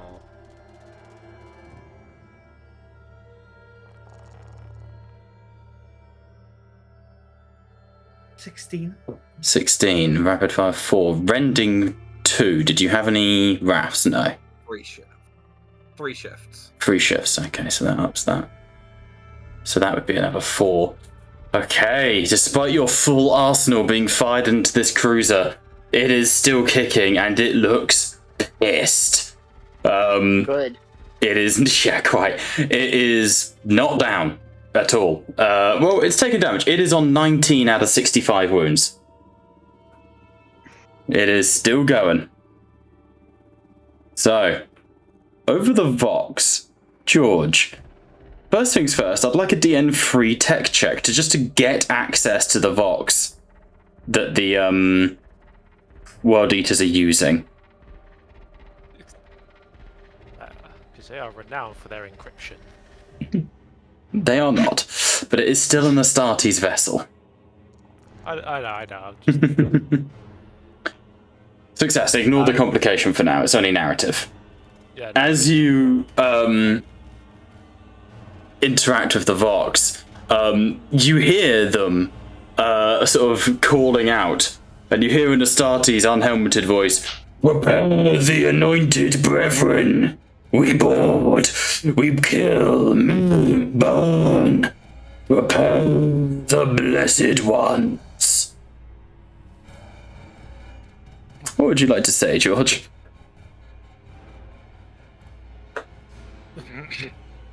World Eaters, disgraced 12th Legion.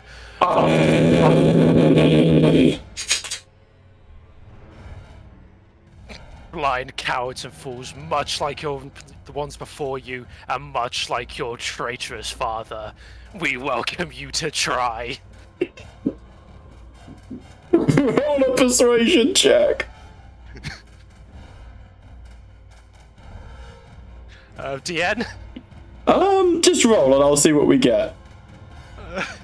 So you want me to send a 0? Just try. Yeah, So right, low, yeah. It doesn't matter. Just fucking try me. You just it's basically what I call them pussies. Yeah. You basically just said, "Bitch, you won't." 8 successes. Whoever this is on the Vox goes, "Custodians, we had hoped it was true. We put you to the blade. We will carve you in the name of the blood god. In the name of the deliverer." And you lower your fucking void shield. Kill me. And as we move on to back to the regular Fox, Constantine will go over. It's prepare for boarding actions. As this vessel descends down upon you, there's whistling through the void. Charybdis assault claws slam into the Aurum Addictum. Massive pincers dig into the metal. Drills burrow into the Aurumite. And the lights go out. And that's where we'll pick up after the break. Good pause. We will be right back. Bye for now.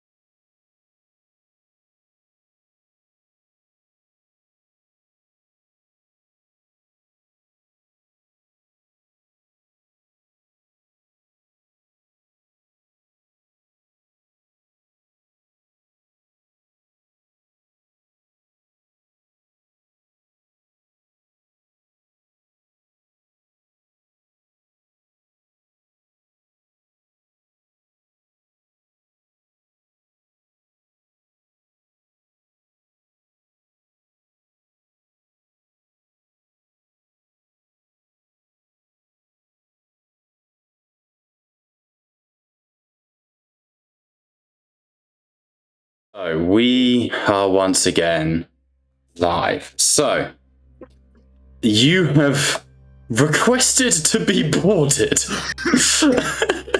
I would like you each to place yourselves where you would be on this map. And then we will roll to see where... I've got a list of enemies. We will roll to see who goes where and what attacks you. Right. I'm trying to get off. I need... There. Well, tell me where you go and I'll move you. Just for the sake of ease. There, I got it. We're on our way. Voxmaster's where I'm going. Okay, so you're going down to the main Vox station, so down there. That's where Constantine's kind of always been, considering he's the... Yep, so Constantine is down here. At one of these Vox stations. Where's the console? These are the two consoles, the screens. Where is the entrance?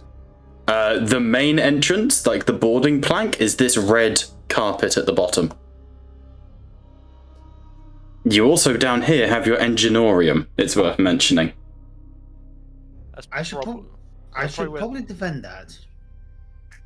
Okay, so you want to just station yourself in front of the main entrance? Yeah. Yes, as well, please. Hell yeah, Okay. let's go. Where are you, Liam?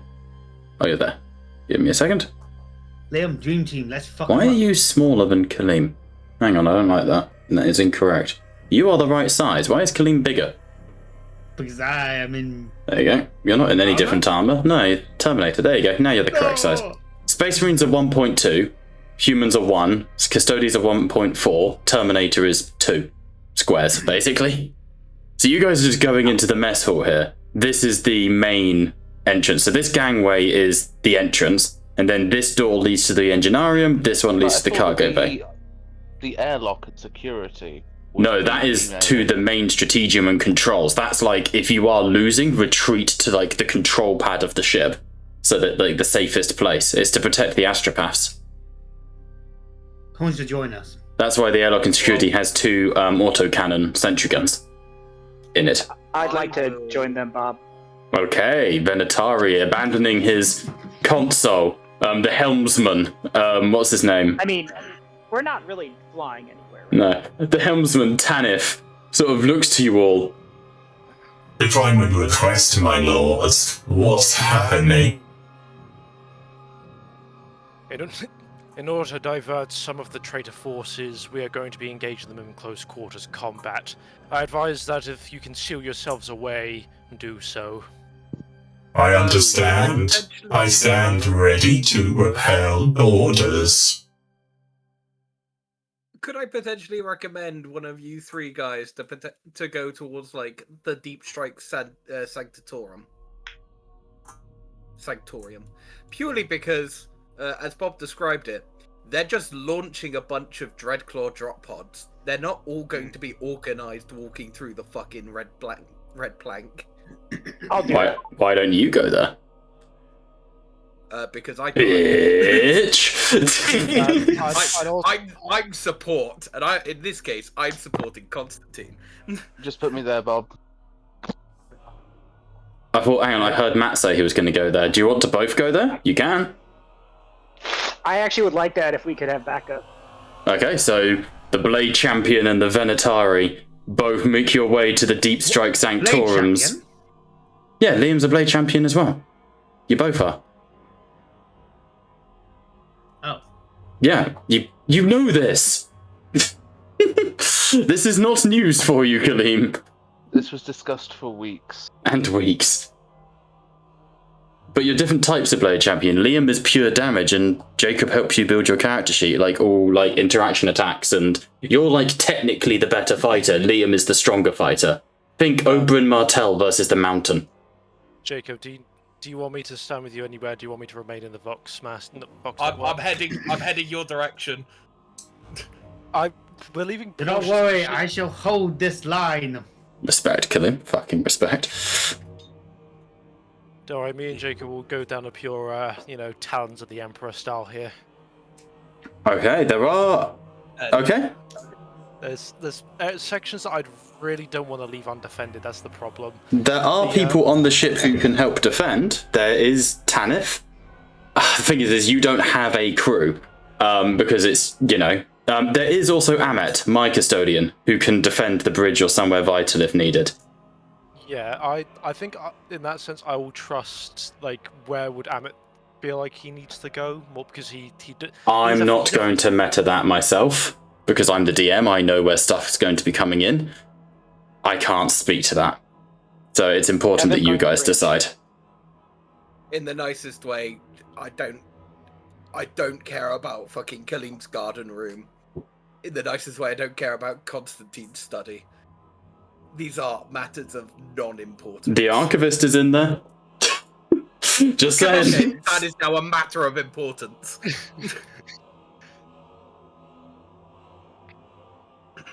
Where would you like Amet to defend? Haven't been airlock and security. So with the autocannons defending the bridge, nice. Because we need to make sure, like, if anything is to kind of stay alive, that is a key point. Because even if we say lose the enginarium, as long as it's anything less than detonating, we can at the very least contact anyone using the Vox Masters and have like some semblance of control via the Strategium. Exactly. I will also say, George, roll me a law check, and this would you have a talent that would apply here. I forget what it's called, but you do have one. Law Master. That's the one. Any particular DN? 3. Can you? What we got? That would be 9. I will shift one for my own glory. World Eaters are batshit insane, want to slaughter, kill, maim, burn, all that good stuff. They're not suicidal. They won't destroy the ship. The prestige for capturing a custodian vessel is enough to see them in the good graces of their demon prince overlord. They're not going to blow the ship up. They want to take the ship. Kill all of you, take the ship. Fucking Angon. So, if we are happy with our locations,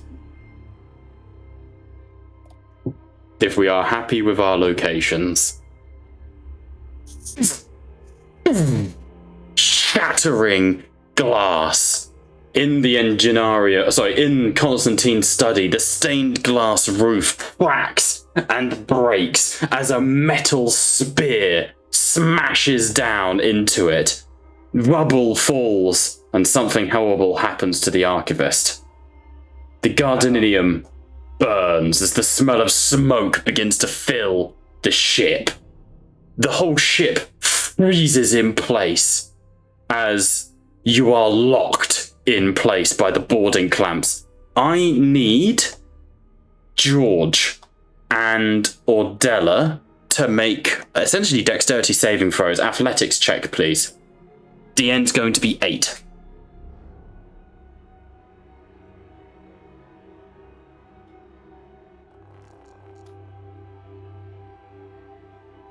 Jesus, Constantine. That was a rough roll. We don't have Wrath, do we? Yeah. 3 Wrath each, I think. I thought that the Wrath. I thought Wrath was replaced by personal glory. No, you get both. You don't use my glory pool, like the global glory pool. You use your own. And you have your own Wrath. You still have Wrath. Yeah.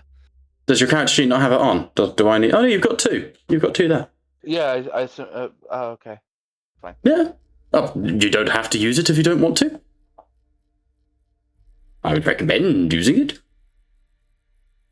Okay, Ordella and Constantine, you leap back as you hear this whistle smash into the side of the ship as a blade 12 meters in length slams into here, punching through the ship itself and piercing the hull.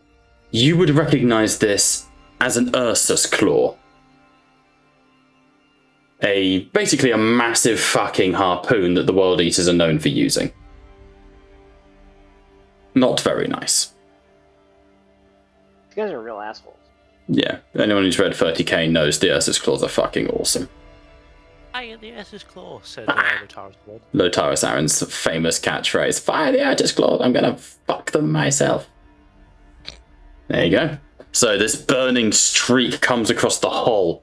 As the claw spreads, you see inside there are creatures coming out. Alright. As that Ursa's claw opens to the south of the ship, Kaleem, you brace. I believe you are armed with a sword and shield, aren't you? Yes, I am. You brace yourself, put your shield in front. There's a... As you activate your blade, lightning arcs from the floor and along the blade's edge. Your white armor is glowing in the dark. As the entrance gangplank is torn open. To the east, flares of light ignite as the Deep Strike Sanctorum is turned against you. As well as other areas on the map, combat is initiated. Now, where this gets fun, I would like George and Jacob to please roll me a d6 each. I will take one of the results. I won't tell you which. Oh boy. Oh boy. Oh, God. That's not good. Okay, we'll come back to you. Kaleem, roll me a d6.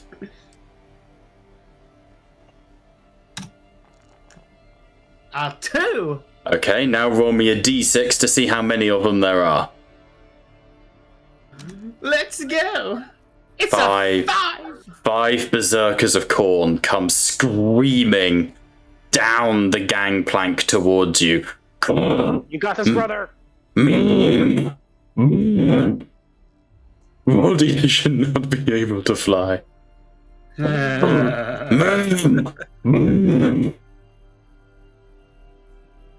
As a squad of World Eaters are charging towards you.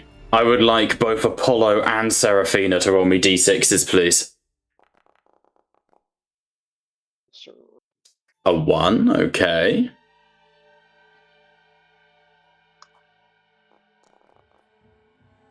There we go. And a 3. Okay, I would like Apollo to roll me a d6 to see how many of them there are. And I would like... I rolled a 3. Do you need another d6? I do indeed, you've rolled berserkers. And I would like Liam, with the 1, to roll me a 2d3 to see how many of these you get. Oh man, wow, that is bad luck. 6 berserkers. And 5. So as the flares of teleportation light breach onto the vessel, you can hear around you Apollo and Seraphina. They're actually up here, some of them. You can hear around you the roaring of the World Eaters, webbing of chain axes as they round the corner and see you. But a warp webway rips its way open onto the vessel, ironically as far away from the Psyker as possible. And what did you roll, Liam? You rolled the 1, followed by... Is that a 2d11? Oh no, it's 2d3. Yeah, 2d3, so 6 total. As clawing their way out of the warp, wings spread, talons tearing.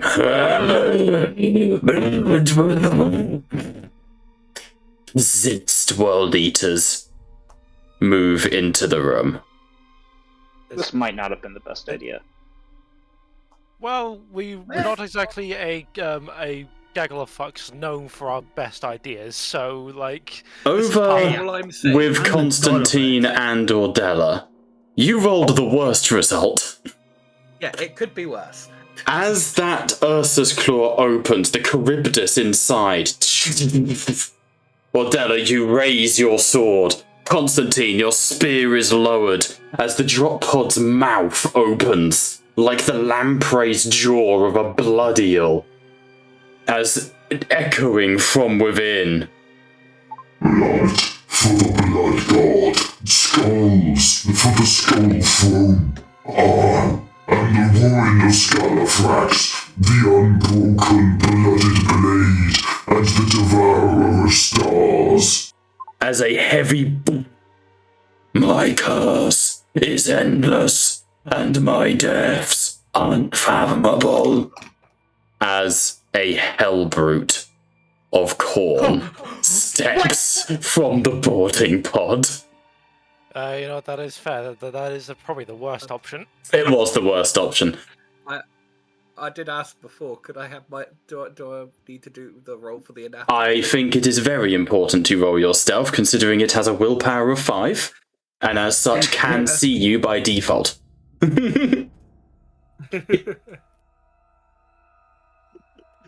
Just, I will just a wrath re-roll. There is the stealth button. You don't need to do the. Yeah, you need to click on. Sorry. Yeah, no, just that's the best thing to do. It's the best way. That's cool. So I asked you guys to roll me some d6s earlier to see. That was to see what weapons the Hellbrute comes with. Oh no, 2 power hammers. It has 1 Hellbrute hammer and 1 power fist and Hellbrute fist. Out of autocannons, heavy bolters, multi-melters, plasma cannon, fist, hammer, and scourge whip, you rolled the fist and the hammer. Yes! There's just a long sigh from Constantine. It's like, of course. George, I just want to say, you're gonna get fisted. Kaleem. Thanks, Kaleem. I'm gonna be honest. Just for that. I'm sorry. I'm sorry. It was right there. It was right. No, it sounds so like this might be a thing that somebody uses in like a sex shop. I'm just gonna say. What, fisting? That is what Kaleem does in his spare time. That's why he can't sit properly. Yeah, it's Well, like, hey, we all have our things. He's not hurting anyone. That's himself. I'm laughing right now, but I'm doing it to mask the pain and the fear. I know. I'm sorry, George. And I'm really sorry, underneath I thought the this ship. was gonna be a better idea. It's not a bad idea. This will get you passage through. But up near the center of the ship, 5 World Eaters are able to climb into the hull, only to be met by the locked door and the readied blade of Amit Viserion. Alright, everybody. It's combat time. I will declare primarily first off lightning reflex. Okay, so Liam is going to cut in instantly at the start of combat. I need all of you to roll me a DN3. Kaleem, stop rolling initiative. A DN3 fear check, please. I thought we were immune. You're not immune, you're just highly resilient, I believe. You're immune to corruption. Yeah, so so whatever your resolve is currently, add 1 from your own presence. No, it's already added in. It's +2. That should be automated. Yeah. I've done as much as I can to automate as much as I can. And I get an additional 1 from my being the Imperatus Emissarius. Is that not automated for you? Don't think so. I got a resolve of 5 and. It's not on your character sheet. Hang on. I did make the rules for the shield hosts. They should be Emissaries Imperialis, effects. The effect's not there. What does it do? It gives me +1 resolve. Apologies, I have. That's the one thing I haven't learnt off by heart. No, it's fine. I've just added it to your character sheet. It will now be automated. Should be at least. Yeah, I think it's +1 resolve and conviction. That's the one. Anyone? Okay. Okay. No stress. I have a resolve of 7. Okay. I mean, again, you guys should pass this. You guys have very high resolves. Yeah. It's just World Eaters be scary. You need to add 1 more for my background, which is threat identified. When you're under the effects of fear, by the way, it basically just adds 1 to the DN of everything you do. So don't think it's like you're going to just run away or whatever, That's terror. That's terror. Quite. So I got a tie, 3-3. Does that? That's a success. That's a success. That's fine. Yeah. Yeah, it's equal to or above. I read the rules this week. I tried to prepare. Hey, dude, I fucking respect it. Nothing. I appreciate it. And like I say, don't stress, because everyone in this call is learning this system. Myself included. I've never run Wrath and Glory before. I've always been a Deathwatch boy. Or Dark Crusade, or Black Crusade, or whatever, or Dark Heresy. Yeah. So far, I'm loving it. I love this system. so far. I'm a big enjoyer. God, sorry, everybody.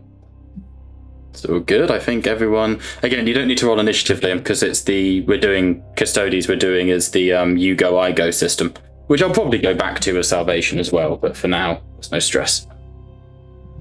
But it makes no difference. So, Seraphina teleporting in around you, scourging, hungering, zest of corn, barbed weapons, bulging muscles and rippling flesh that puckers as mouth open and taste the air. One of them turns and looks at you, and you realise his skin is made of nothing but lacerated meat that's not his own. Another rips his own face in half, revealing wriggling maggots and burning blood blisters for eyes.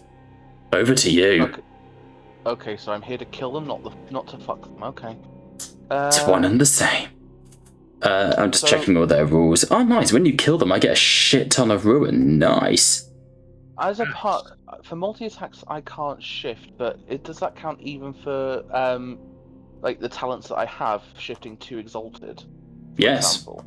Yeah. When you multi-attack, you can't shift. Yeah, you can't benefit from the shift because they still require you to shift. You see.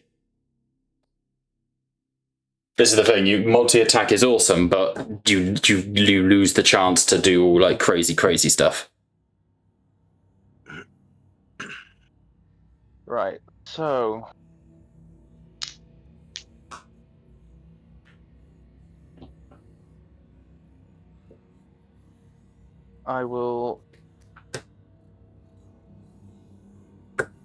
Seraphina will brace herself by stepping back and then charge. Nice. Alright, going straight into the center of them, dual blades flashing around you like vipers. You want blood? Go for it. Just a single one you're targeting, or are you multi-attacking?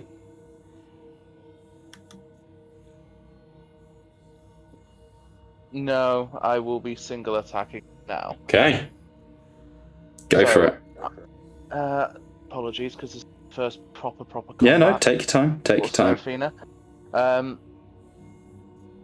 So Berserker does not have. If a Berserker rips its face off, is it bleeding?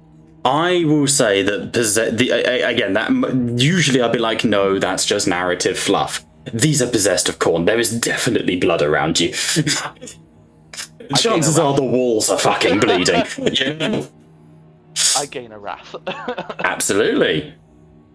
Right. So Blade Master. Oh, hang on. No, I'm afraid you don't. I will allow it for now because honestly, you're outnumbered. I'll allow it. But for future reference, it's not is there blood, it's the bleeding condition. No, it's fine. I'll take that wrath away because I've got to do anyway. Yeah, but just so you know, future condition, it's the bleeding condition or critical hit. Interestingly though, you're immune to the downside because you can't take corruption. No, I know. That's cool. Precisely why I do some murder. So just be careful, because remember, Astartes are immune to bleeding. Yes, these guys can't. But I mean, if you've got enough dive, just throw some fucking crits out. Exactly. So immune to staggered, that's fine. What did you say? I'm immune to the staggered condition. Oh, staggered. So fast draw. There we go. Double rank. We're still rank 1, are we not? You are indeed. Correct. Just message in Hangout what I heard there, Liam. So that's fast draw. I will be using a simultaneous strike onto it. So the amount of ED that I will get is 8. Okay, I'm not the only one who heard it. Okay. Blade Master. Liam doing his simultaneous tang. The man has a niche. He knows what he's about.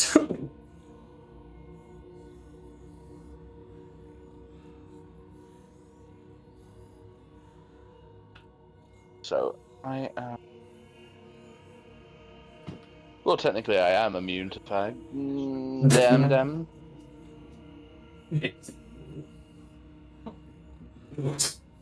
I'm immune to the allure. Full charge, there we go. My melee weapons gain the inflict prone for that attack. Nice, yep, because of your bull charge trait. That's successful hits. No, it's not. Not good enough. You can roughly roll if you wish. I will do. So.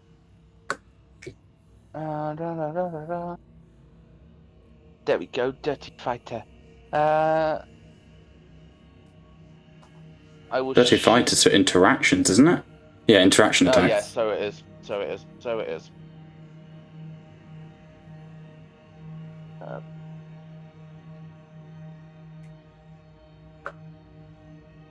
Go. Just double checking I don't have anything else. Yeah, take your time. Like we say, this is the first major combat we've done, so don't stress it. Fucking hell, and how many shifts?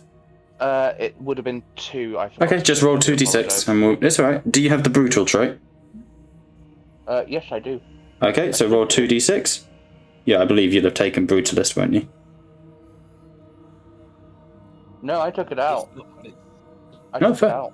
Just roll 2d6 then, and I'll add it to the inevitable damage. So another 2 damage, so 30 total. But more importantly, it's rending 4. So Rending minus 6 would it 7. not? Rending 2 and you shifted twice. Oh yeah, sorry, running 4. My math's bad, but it ain't that bad. Which one were you targeting? Oh, this guy. I can see your icon. Oh. Apply damage. And we'll up that so another 290. Let's go. Oh, dead in 1. So leaping forward, Seraphina, this is possessed, horns ripping out of his face from where his eyes should be. What was up there?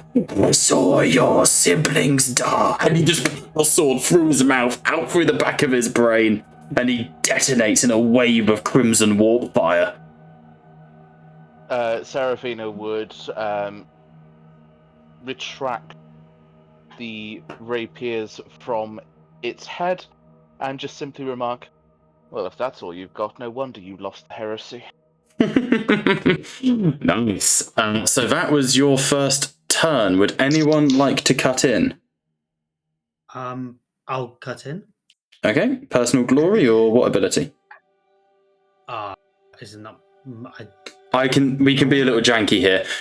Kaleem should go first, and then Liam used his lightning strike. So we'll give Gilgamesh the next move, shall we? If everyone's okay with that, because Liam had lightning strike so that he could cut in. Yeah, That's fine. All right. So as That was Seraphina, awesome, by the way. say again. That was awesome. Side note. Yeah, fucking. You can always rely on Liam for cool shit. So Kaleem, as the Seraphina leaps into the fray on the eastern side of the ship, Gilgamesh steps forward, sword and shield as a bulwark. 5 berserkers are moving on you. I'll go on and come. Seraphina, was it already in the fray? Save some for me. No. After this, I'll get you. After this, we need drinks. You're a custodian.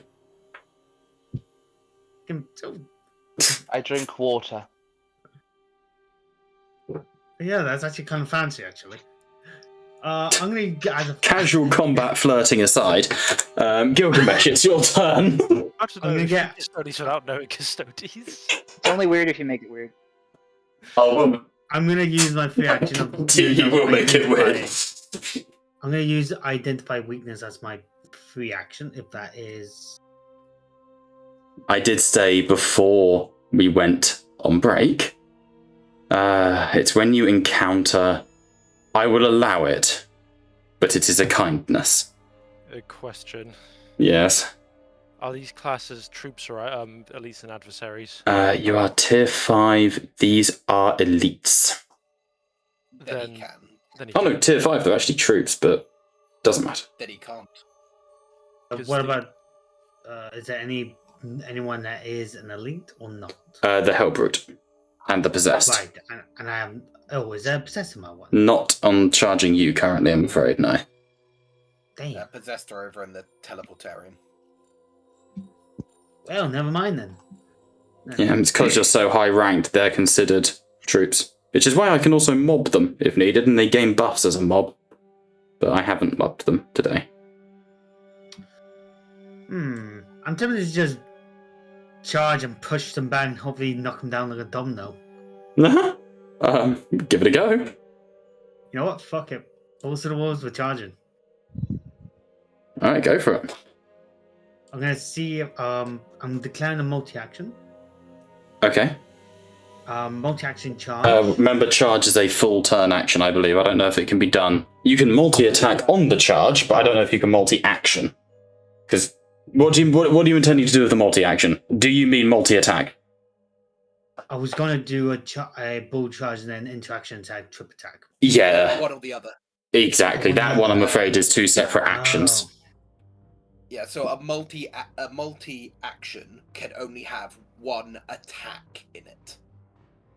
Interaction attacks and melee attacks or shooting attacks all count as the attack. Yeah. For the multi-action. So, for example, if I did a multi-attack, trip attack, would that be a multi-attack interaction or just a multi-action interaction?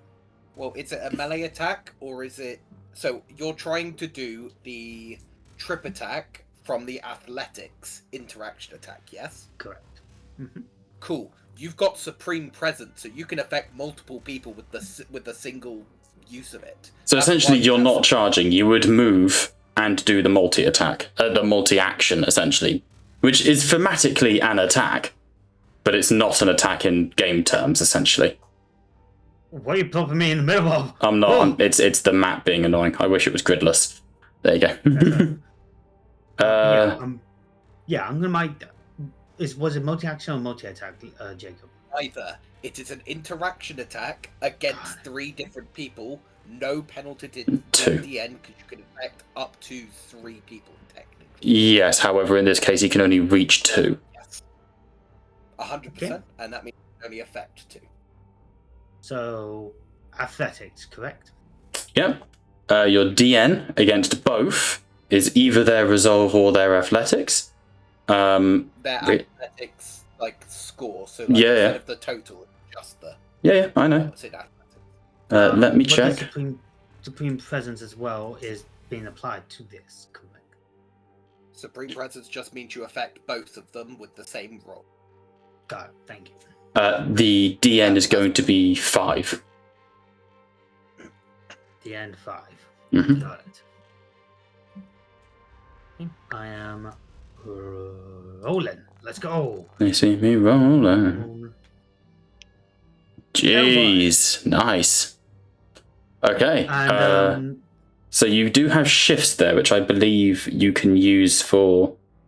I'm using 2 exalted dice for Dirty Fighter. Interestingly, you could have used your weapon skill rather than your athletics. Your athletics is better, but you could have done. Athletics is so much better. Dirty Fighter... Yeah, I have to use 2 exalted icons. Isn't on your character sheet. It is. Underneath. Oh yeah, there it is. I see it. Under ball charge. Yep. Cool. So shift 2, inflict an additional condition. What do you want it to be? I'm gonna go staggered. Basically, I'm pushing them back and hopefully knocking them down like dominoes. With staggered what was the interaction attack you were doing first? Like, what was the... Oh, trip attack. So you're inflicting prone. Hang Oh, on. go on, Jacob. Sorry. Are you trying to inflict vulnerable or hindered? You get you trigger prone anyways. That's a separate thing. Why not? Attack. Not with... Oh, I was going to say bull charge doesn't do it. Let me check trip attack. Means when you do the athletics, you inflict prone. So currently you're inflicting prone from trick attack. Because of the 2 shifts, you're also inflicting staggered. The initial interaction attack, correct me if I've got this wrong, Jacob, is either hindered, which makes them weaker, like they'll have a harder time hitting you, or vulnerable, which means in the future you'll deal more damage to them. You kind of choose one of those two, and then you stack up the other ones from your talents. Is that right? Yeah, so you can do hindered, which will increase their DNs to Yeah. do anything by 1. Or you can do vulnerable, which I wouldn't recommend here. Yeah, I'd go hindered. because they're only vulnerable until the start of your next turn. Plus, hindered is just more useful because it makes you harder to be hit. Your whole thing is being a bulwark, right? Yeah, I'm gonna go with hindered. Okay, now this is where I need Jacob's advice, or at least Jacob's knowledge of the rules. Kaleem has 2 shifts, which he has done to inflict staggered. Is it just hindered 1 he applies, or does he get extra hindered on shifts? I remember there being something like that you did before. You can shift to increase it, But he's used his... per shift. Yeah. It's not like rending. Yeah, cool. It's just you could have done that instead of staggered, but staggered is good too, to be fair. You can't go wrong with staggered. Okay, that's fucking cool. If I may, actually, can I give Kaleem a hand here as well and actually say I would shift both into hindered 3? Because staggered reduces their speed by half. They don't need to move next turn. Or he could choose blinded instead, giving them -4 to any attack roll. What do you reckon, Kaleem? Blinded, that's funny. Yeah. Blinded, nice. So, give me a second. Sorry that that's all very sort of like gamesy, but it's. I feel this is what your character's all about, right? We want to get it right. Yeah. So these 2 berserkers charge into Gilgamesh. Let me roll 2 little d6 here. Let's see what they're armed with. Do either have an eviscerator? So one of them has an eviscerator.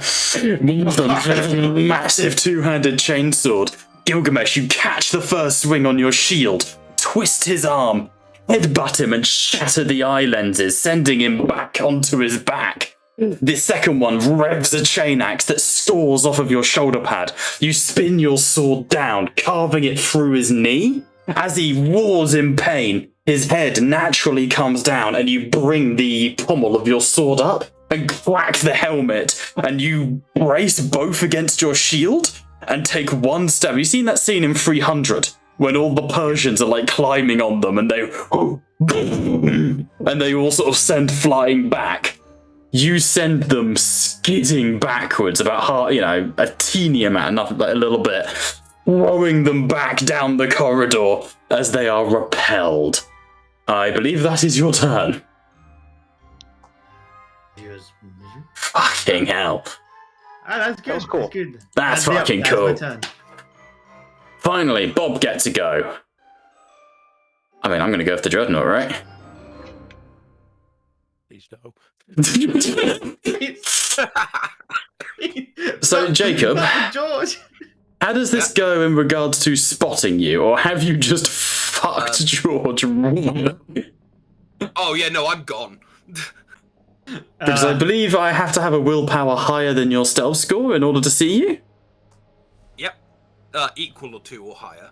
And your stealth score does decline, I assume, over time. Well, it follows the normal stealth score. Yeah, okay, Right? so making attacks, it's kind of DM's discretion depending, but yeah. Yeah. -6 tends to be the go-to. So Which means that the only man who you can go for is George. If I am to suffer, I am going to declare a sidestep. Makes sense.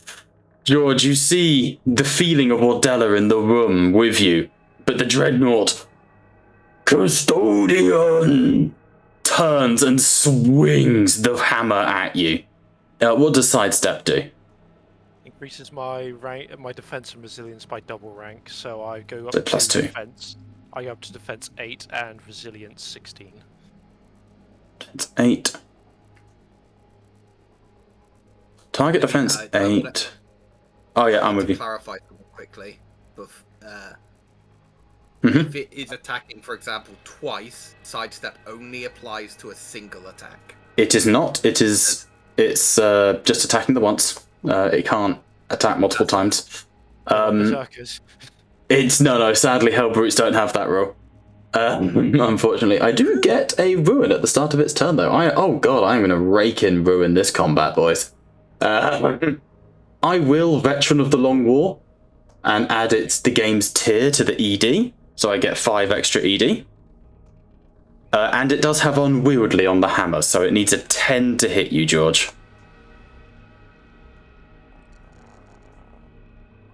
Whoa, that's a hit.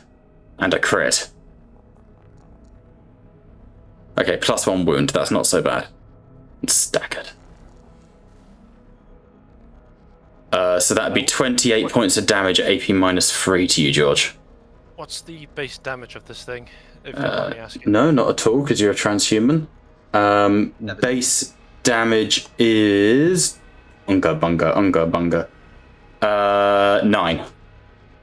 17. What? It's a melee weapon. You add the strength as well. Yeah, but the base damage of the I know, but the base damage of the weapon is 9. The 17 comes from strength. If George wants base damage, it's 9. But it's whether you incorporate the strength. Yeah, that's the base. It's the reason why. Okay, cool. 17 then, George.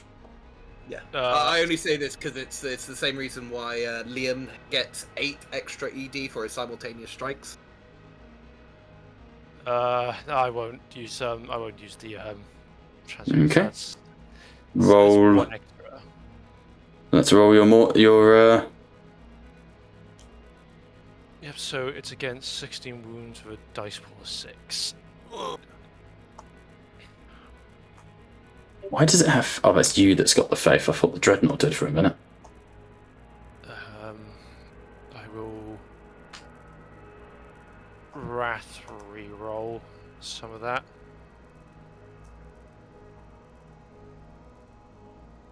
Will I?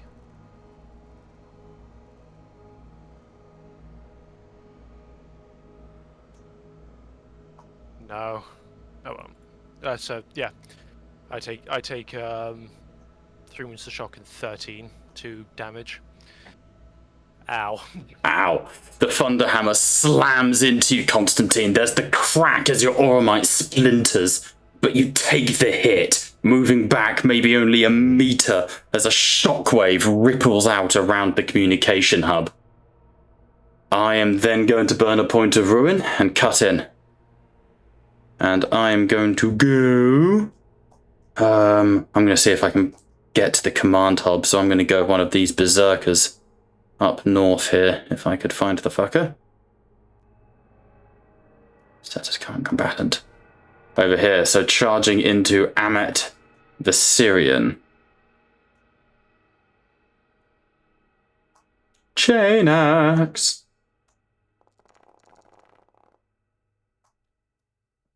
Misses. Cool. Over to you guys. Who do you want to go with?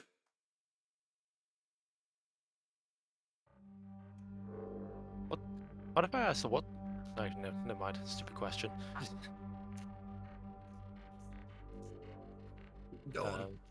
No, it was about the range of the melee weapon. I realized he could have just fucking moved forward. What am I asking? Who would like to go next? Apollo?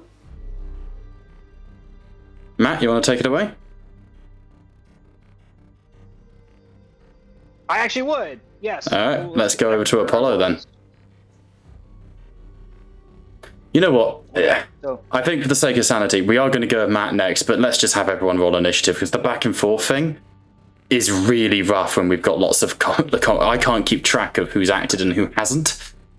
So can we... Yeah. Let's just have everyone roll, please, because otherwise it's... I'll set Matt to be next, but I'd appreciate it if you guys rolled, because... Yeah, no I'm struggling to keep a track of everyone, like who's gone and who hasn't, you know? Yeah. No worries. Sure thing.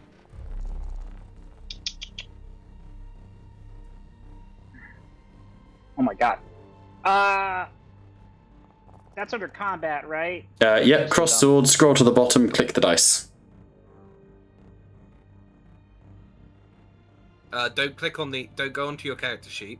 On that, on the right-hand side of your screen, just next to the chat message, there's the 2 swords icon. Between it goes the 2 speech bubbles, the sword icons, then the person icon. Oh, I see it. Yeah, got it. Yeah. and then scroll down to you. You'll see a dice next to your name, and click the button. I see it. Yeah. We did this last time. I'm sorry. Yeah, no, it's alright. Foundry's always taking a bit of getting used to. Alrighty then, where are you? There you are. 3. Set as current combatant. Let's go. Alright, Apollo, surrounded by possessed and berserkers alike. We are over to you. Great. So am I doing something wrong? I'm trying to grab this guy and move. Oh, there it is. Yeah. Okay, so this is what I want to do. Tell me if I'm doing it wrong. I want to bull charge into the berserker here. You need a little bit more movement, but yeah. He did start here, so to be fair, he can without proccing an attack of opportunity, you could technically. Just surprise. You need a certain amount of space. I forgot. It's fine. You can easily charge in a circle. Like nothing stops you doing that. I'm Hilariously. Do that, and so I want to bull charge. Do I need to roll that? No. So then target the berserker with T, or you can right click and click the target button, and then on your character sheet, go on combat and click Venatari Lance. That will fire both combi weapons. No. Click no to that. And that will then bring up the test, essentially. On the right, you'll see dialogue modifiers. I will allow attacks made from a higher ground, because I'm going to assume you're using your jump pack. Sure, let's assume that. It's no skid off my chin. Click charging melee attacks as well for Furious Charge. And you are wielding your trademark weapon. So make sure all of those are highlighted, and then tick the box that says charging. And what you should have is a DN of 6, 12 dice in your pool, and 1 RAF. Okay. DN 6. I don't have the 12 dice. I'm going to modify to 12. Just check the modifiers on the right. That will tell you. Because it's 9, +1 for death from above, +1 charging attack, +1... Oh, where'd you get... Oh, and then +1 for charging, so 12. Okay. And let's go. Solid hit with 2 shifts. So, you can then click the 6s, and then right-click and either shift for glory to give yourself glory, or shift for damage if you just want to do more fucking damage. I want to do more damage. Alright, go for it then. Got to right click? Yep, so click on the 2 6s so they're highlighted, and then right click and shift for damage.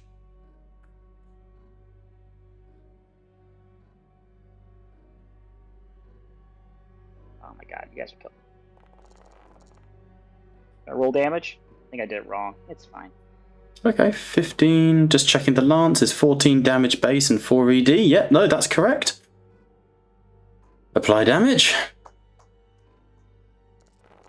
Okay, he's able to convert it into shock, which means kind of like a bit of a shield. But you activate your jump pack and zoom in, sort of with that side swipe of the lance, slice across the open ceramite and stagger the dreadnought, the berserker back, who does suffer the hindered condition in addition to the damage. Good. There you go. Sort of slicing through the top of the knee, he gets wrapped in his own chains as he... I will carve you. Your skull for the gods. Alright, that is you. Let's bring us back. Constantine, you are up. Yep. Pain. Big dreadnought. Remember, you don't have to stand and fight. We're in our own ship. And plus, I did use sidestep, so I'm forced to stay where I am. Oh shit, fair. I was standing my ground because I know I have nowhere to go. Got you. Cool. I am going to spend a couple of my personal glory to bump up my dice pool to 20. Nice.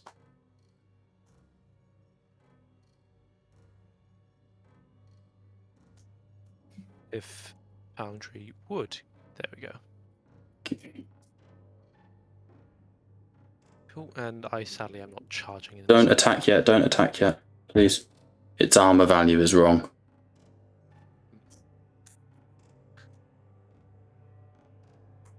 Just fixing that. There you go. Now it's in a position where it can be attacked. My apologies. Does the DN change at all? No, DN is the same. It was just it only had a resilience of 10. It should be 18. I was just fixing it. Cool.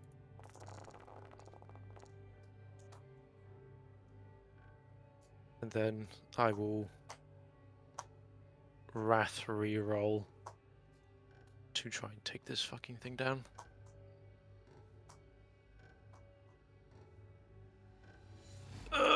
Hey Jacob, in this instance, do you reckon it's better if I just go all in on the damage, or do I actually think I could apply Armor Bane in this instance?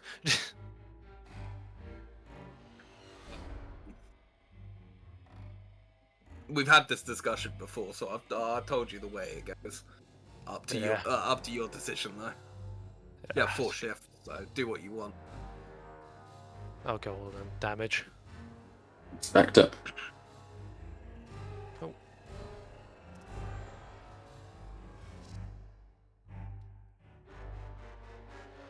There's 17 at AP minus 3.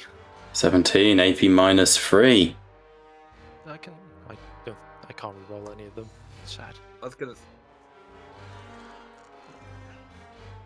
2 go into shock as your blade slices off a power cable and sprays the area with cold, freezing steam.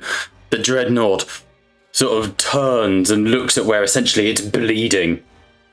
You will need better than that, Custodian. It's not. Well. Do you have Brutalist? Yeah. It didn't account for Brutal. Okay, let me update your weapon then. Okay, how much extra damage would have been from Brutal? 4. 4 extra damage. Okay, 3 more shock, 1 into wounds. There you go. Alright. Constantine, any more for your turn? There is not much I can do in this instance, so I will check. I'm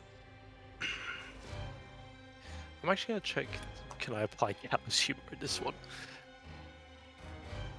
Just as if I'm hurt. Yeah, say something funny, dickhead. Yes. And, like, he would make it more of a taunting remark, saying that you need to send an entire dreadnought to take me down. Pitiful as ever. Respect. I'll get a little bit of a response, so that will relieve a bit of shock from you, I believe. Yes. Shock He equal passes to... the fellowship. Got you. Yes, yeah. Equal to rank plus the number of icons I roll. I'm honestly not going to try too hard on the actual funny remark, because hell no. Boo, coward.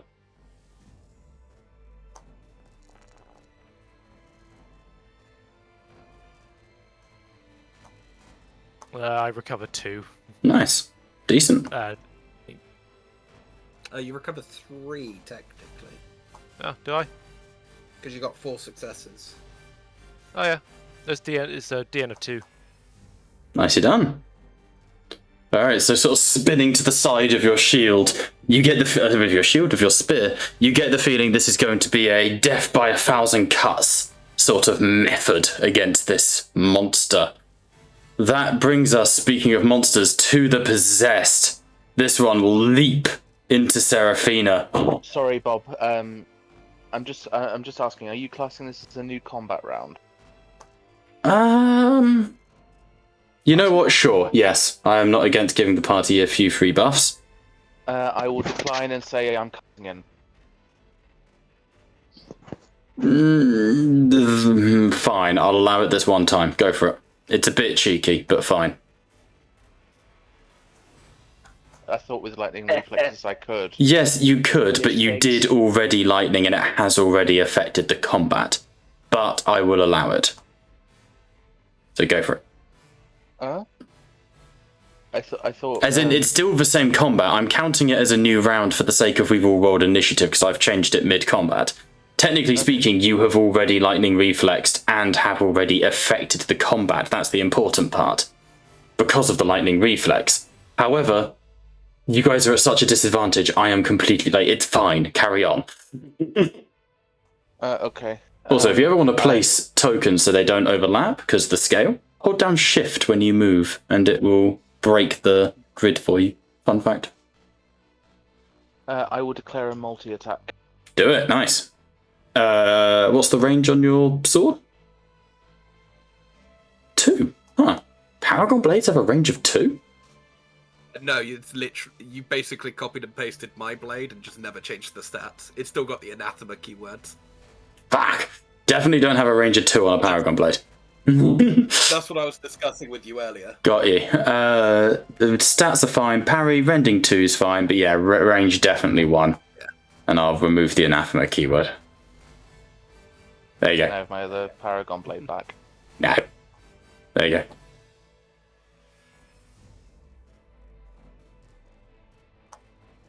Alright, so you're going to be able to hit these 2. I still only have 1. Check your character sheet, it says quantity 2. Okay.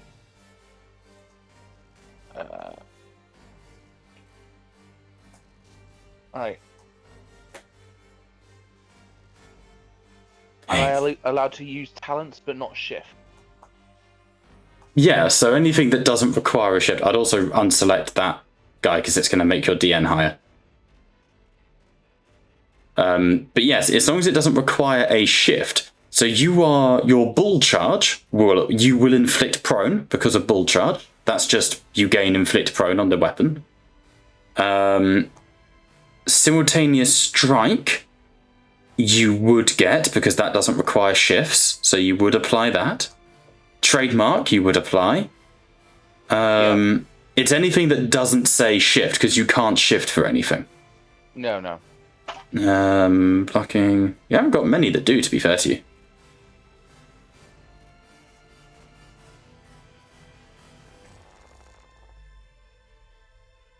Alright, so that's on the first guy. On the second, it should have brought up 2 text boxes. It has. Cute.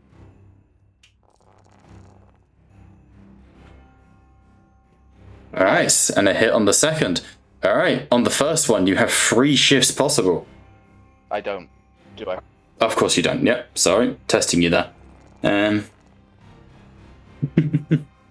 20, nice.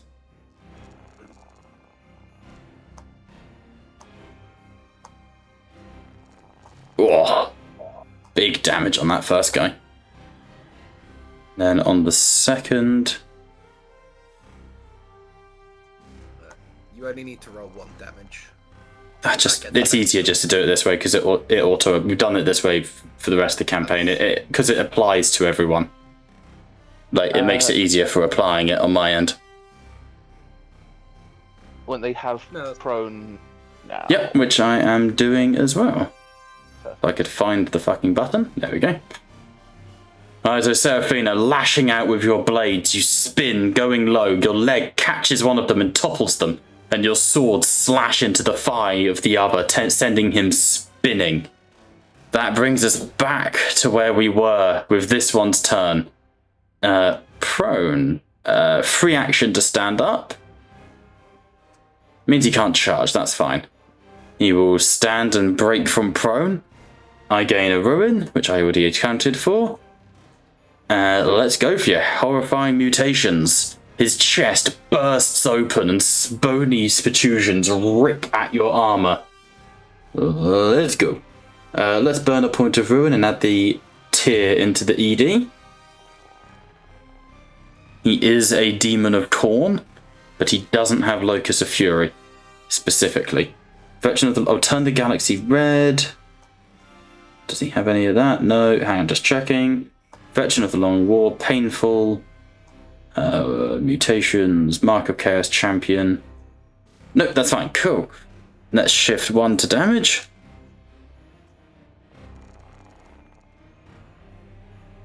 That is 19. AP minus 3 in this case, Liam. So that will be 7, 10 wounds, yeah? Let's see. Let me work it out. So your resilience is 14. Minus 3 brings you down to 11. So 8 wounds. It should automate it. Just add 1 to the wounds that you would take, because the only thing that isn't automated is rending. Right. Yeah. Okay, 3 into shock with 5 left over. I will declare that a counterattack place. That is fine. In the future, remember, counterattack is declared before you see my rolls. But it's completely fine. Again, doesn't matter.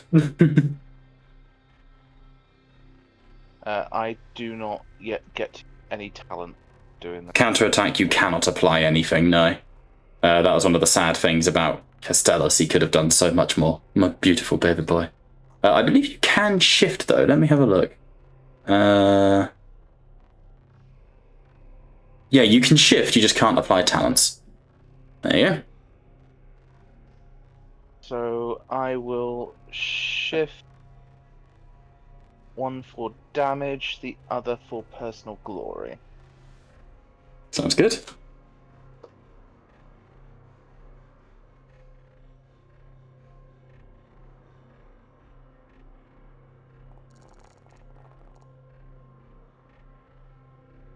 So rending 4, 18.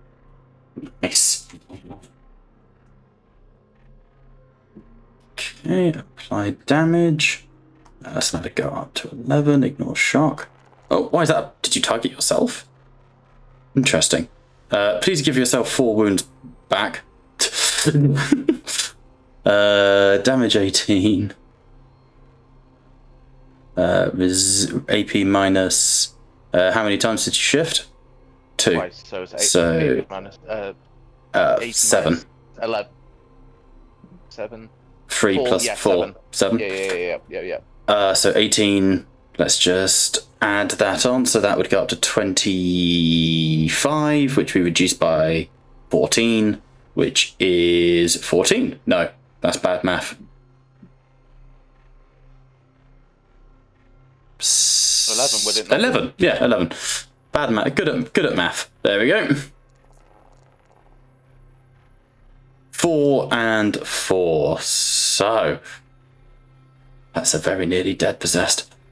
So as it slices towards you, its chest, you grab these tendrils that have erupted from its chest and just slice them away, sending it reeling and staggering.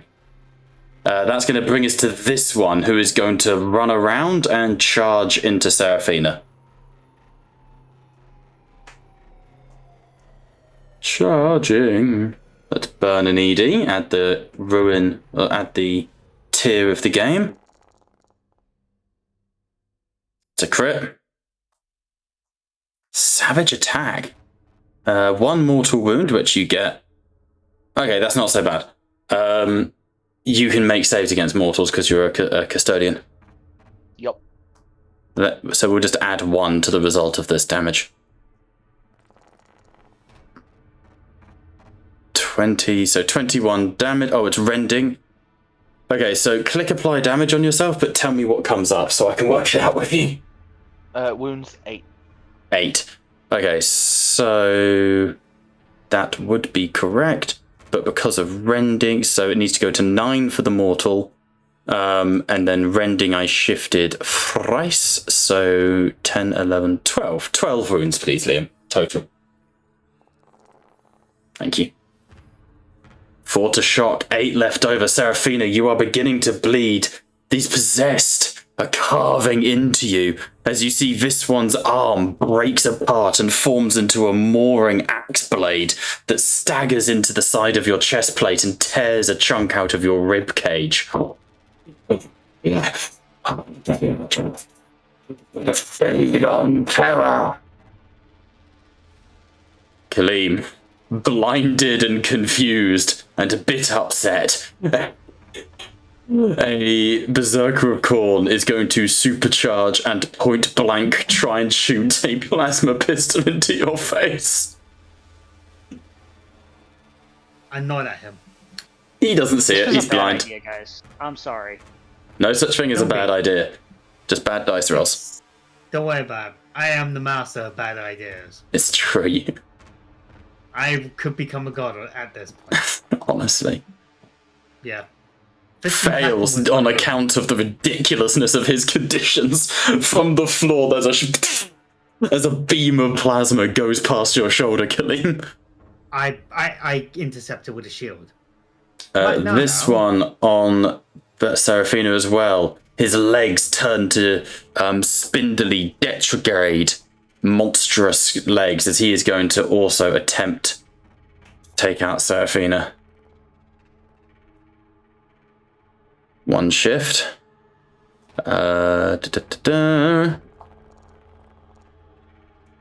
That's 15 minus. So that would be 16. So that would be 2 wounds, Liam. I've got it at 3. Oh, because the AP minus 2. Yep, 3 wounds. Live your best life. 2 more to shock, 1 more left over. We'll get Seraphina is looking rough. That's going to bring us down to this Berserker that can't push his friends. Damn you by the face-cursed path. I do apologize. But could you... I understand I made things difficult for you, combatant. Seraphina, we are over to you. I didn't remember. I did. Sorry, I skipped Seraphina. Gilgamesh, we are over to you. Sorry, George, what are you saying? So we got a weird Custodes. He's very polite. I quite I'm like trying that. to encourage them. Like, I'd rather be polite. I'd rather not stoop to their level. I think the way to encourage world eaters is just to scream at them. I look down at them and just... I do apologize, You but... want- Goodbye. But, And I'm going to do a all-out attack. okay. Is this a multi-attack? Can you all-out multi-attack? I don't know if you can. They're separate things, I believe. I don't... No, no, it's one or the other. Yeah, usually it is, yeah. I'm going to do a multi-attack. Which is a DN of 8. Okay. Let's go!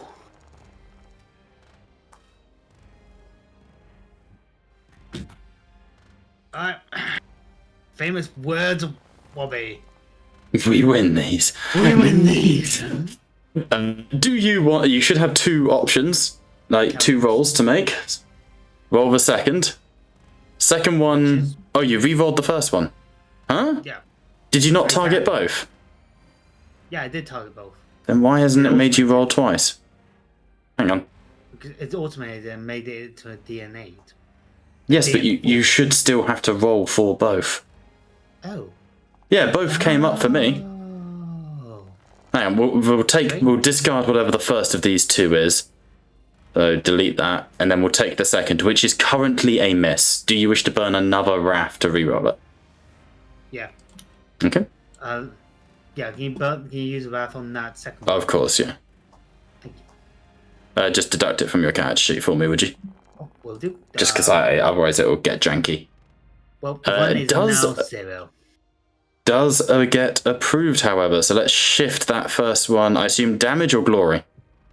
He's Let's shift. multi-attacking, is he not? Oh, of course, he is multi-attacking. Alright. Alright. So let's go for damage. Roll for damage. Let's go. Yeah, so on the first one, I've rolled it for you. Actually, I wonder if Jacob, if I can get it to automate.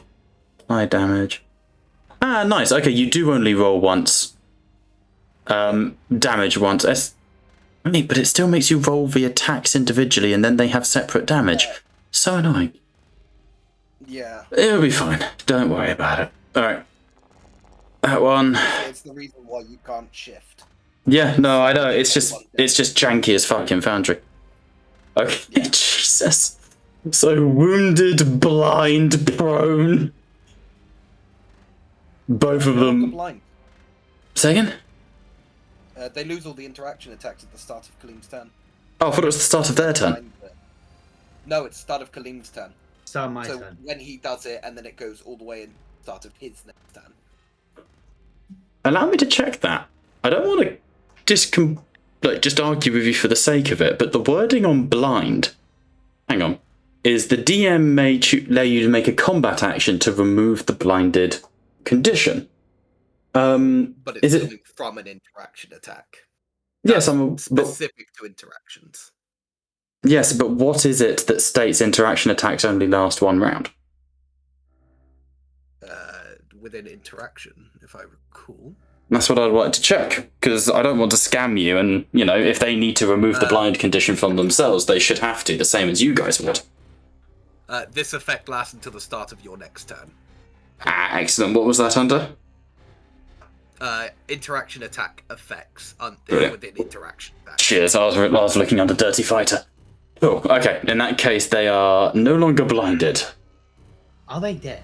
They're not dead, but they are still prone, because I haven't taken a turn to stand back up, but they are no longer blinded and hindered. But they are now wounded. 3 out of 15 wounds, and 3 out of 15 wounds on both. Alright. Let's bring over to this Berserker, who is also going to get stuck behind his teammates. I'd like to spend a glory if possible. Absolutely, going in with Ordella. I want to go in before the fucking Hellbrute decides to do round 2 against Constantine. I think that is very wise. Attack twice in one fucking round. Oh, goody. I'd like to... Well, technically I can stand here to do the interaction attack. Basically, I just kind of want to manipulate the all the tubings and stuff to hinder him, to make it so like the So slicing with your sword into the tubings? Yeah. Doing the tech check, the interaction. How do you make it a tech check? Because you're actively trying to connect with a Hellbrute's operating system. What do you have that allows you to do that? I'm trying to use the tech interaction because it's based on 5 times it equals your intelligence distance. I am trying to manipulate his basically his valves and pressure systems to hinder him. I'm aware, but I'm sitting here thinking it's kind of the visual. You're making a tech interaction attack that implies you're like hacking into the system. Were this like a tech priest, you'd be hacking into the servitor's control systems, right? Or something like that. You're telling me like the pipes and lines. What are you like? I can't see how it's not like a weapon skill for like slicing through the right stuff, if that makes sense. Like if you're using your weapon. What is it you've got that... Okay, so signal booster. Increase the range of tech interaction attacks by ×5. Literally just the tech interaction attack I'm trying to do. Okay, I'll allow it, but I still think it needs to make narrative sense, and I don't see how you're hacking into the systems of a Hellbrute. I've literally built my character around the idea of tech interactions for support. Go for it. What's the DN? What's it matter? 4. Or is it higher? So 8 would be its the higher one. Yeah, that's fine.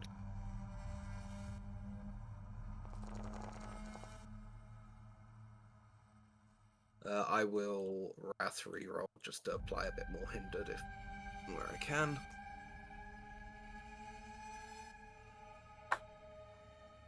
Four shifts possible. All of them I will be shifting to apply 10 hindered. Sure. Where is it?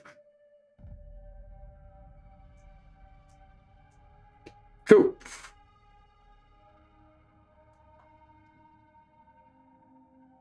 There you go. Alright. Moving back up the line. Where were we? Seraphina. So I've lost where I was. There we are. You will. Yeah, it's this guy. He's run round but is unable to squeeze past his mate to get at Apollo. Which will bring us to this berserker who is charging Amit.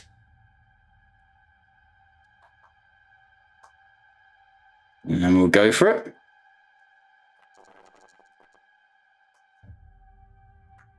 Misses, because Amit's a fucking beast. Which will bring us to this possessed, who... Seraphina is surrounded and being hit pretty hard, but Apollo is holding this junction quite nicely, so he's going to flank and charge Apollo. Go into you, Matt, if that's okay. I mean, it's how the game is played, sir. Give it a go. Ew, complication, we don't like these. Doesn't have any items to drop, can't have weapon malfunction, doesn't have a ranged weapon. He gets stuck, excellent. What a guy. That's amazing.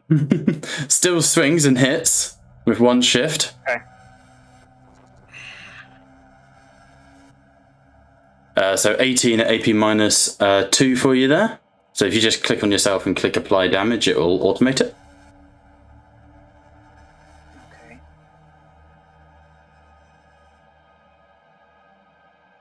Did not work? Should do. Do the thing. Maybe target yourself? Oh, there. Determination areas. There it is. Alright. So as you sort of are parrying this berserker away, you feel something leap on your back as a possessed drives a crab-like claw in between your shoulder blades. Ooh, I just saw your wounds massive. Whoa, whoa, whoa. I've just watched your wounds go from 4 to 11 to 18. What the hell? I think I hit something. Let me put that back down for you there. Which will bring us to these. Berserker? I was trying to X out of the determination. I think it. You must have had it up 4 times and it's auto-applied it. They are still getting stuck in this little junction. Which will bring us to here. I think I hold on, Bob. Go on. I think I have a thing. Okay. Yeah? What you got? The alchemical metabolism, when you suffer 1 or more wounds in melee, roll a 1d6. Alright, so 4+. You definitely shouldn't have that. Where's it gone? Yeah, no, so it's not on your character sheet, that one. That was from George making the that's if you're a Neversaw assassin. Never mind. Sadly, you don't have that one, I'm afraid. Otherwise, Custodes would have the horrible... I was really waiting. I was like, fuck yeah, I'm gonna kill somebody. Otherwise, Custodes would have the horrible knack to explode upon death. Oh, yeah, okay. Yeah, no. We've already had that. Yeah, quite. I've already given Seraphina the concerned look from the idea of exploding on death. Okay, she's gonna fucking pace it round there with her droids. Alright, that's gonna bring us to the Hellbrute. I will sidestep again. I'm gonna roll an awareness for him at the very least. Oh boy.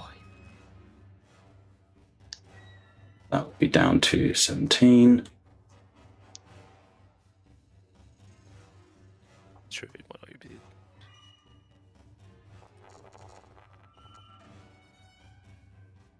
Complication, I will ruin reroll. I've got enough to fucking spare.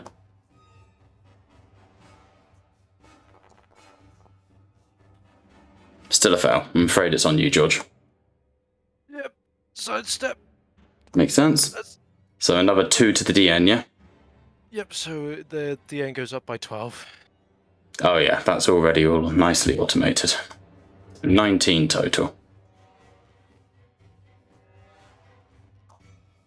There we go.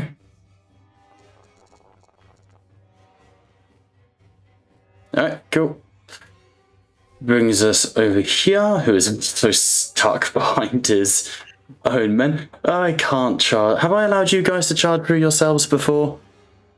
Yeah. Come over. Well, no, you've charged, allowed us to charge around each other. Around, but not into. Yeah, so they are stuck. Kaleem fucking holding the line here. I look to him and I do apologize. They Again, just scream incoherently. This one's going to stand, and this one is going to... Clem, I'd like you to make an athletics check for me, please. Set me a DN. This is just going to be a little free action to try and shove past you and around. Oh.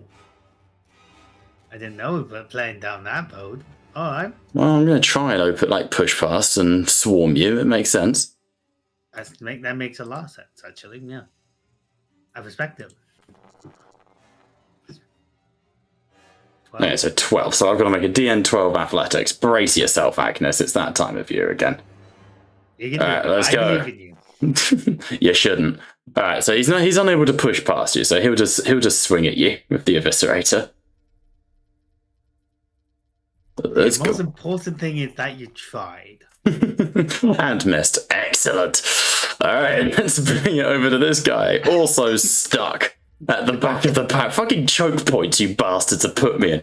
Alright, this one can charge Apollo. Son of a bitch. Oh boy. Roll to hit.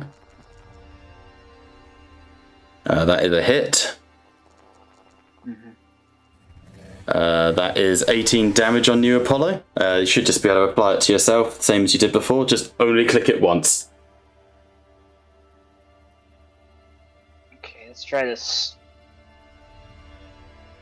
Okay. Yeah, I figured out what I did wrong. So it brings up the determination on my other screen. And I got. Oh, got you. That's. And I kept clicking. I'm like, why isn't it working? So, nearing max shock level, but you're able to parry away. But even your enhanced strength, beyond that of an average Astartes, these guys are berserkers. They are beyond Astartes themselves. And even you're starting to get tired from the sheer volume of strength coming your way. That'll bring us to this guy. Who has already acted since we rerolled the initiative, which brings us to Apollo. Oh, good. I guess I'm gonna attack this one. Oh, come on, buddy. All right, well, we're gonna try our best. Got one-handed over here. Go for it. Both you can, of course, multi-attack if you wish by targeting, but it will increase the DN by 2 each time. So I can either do one big attack or multi-attack, and my DN goes down by 2. So one attack on them, you'd need a 4 successes or higher. Is it 4? Hang on. You would need 5 successes or higher. Were you to hit all 3 of these, that defense stat is going to go up by 2 each time. I see. So high risk, high reward. I don't love it, but I think we should try it. So, as well, it's worth mentioning as well, you can shift damage die for hindered on your enemy. Because you have disruptive launch. You can just sort of fight and spin flames around you with your jump pack, and it fucks them up a little bit. It's quite cool. Yeah, let's do that. Help me set this up a little bit. Yeah. Bob. So we're doing you attacking each of them? Yes. Oh, I gotta click each of them. So hover over each one and press T, and hold down Shift as you do, and it will target each one for you. There you go. See now. Okay. I'm just going to take off my target. Yeah, getting there. Yeah. And then, so what's my DN? Is it? Well, that'll be automated. So then click Venatari Lance, say no to firing combi weapons, and it will tell you what the DN is. It says at the top. 4. It says 4. Hang on, let me have a look. Venatari Lance. Hold on. I know. I got to back out. I got 11 here. 11. No. Well, Yeah. Oh man. So my dice pool is only 12 to do this. Because your weapon skill is 12. Yeah. Okay. No, your weapon skill is actually 9. Why does it think your sword is your Venatari Lance is a combi weapon? Very annoying. Oh, I see. Combi weapon Archaeotech pistol. Let me just get rid of that because that's being a pain in the ass. You can fire that separately. There you go. So select each of them, and then on your character sheet go combat and click Venatari Lance, and it should automate the dice rolls for you. Okay. Yeah, the dice pool still keeps coming. Okay. You want me to try it again? Because dice Go pool for keeps it. coming up as a 9. Yeah, that's your weapon skill. You have 9 dice. Right, but then I get 3 additional because of my bonuses. So, yeah, so hang on. Let me work through this as well. So then you're not charging, so that doesn't increase it. I will allow death from above, and you're using your trademark weapon. So you should have a DN of 11, 10 dice with 6 ED.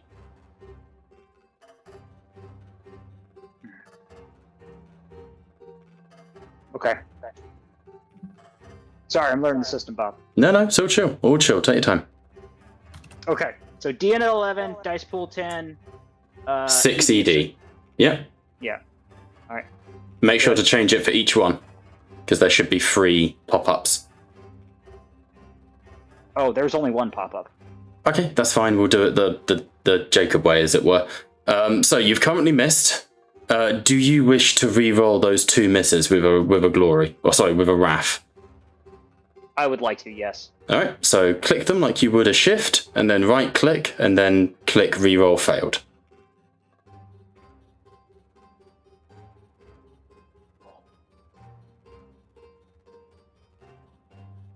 Where do I find this?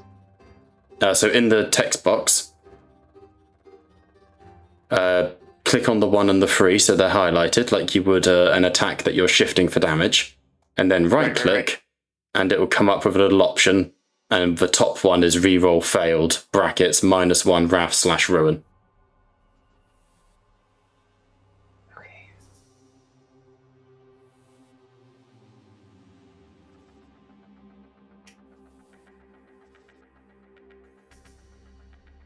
I'm not seeing it, Bob. Okay, hang on, let me snip it for you.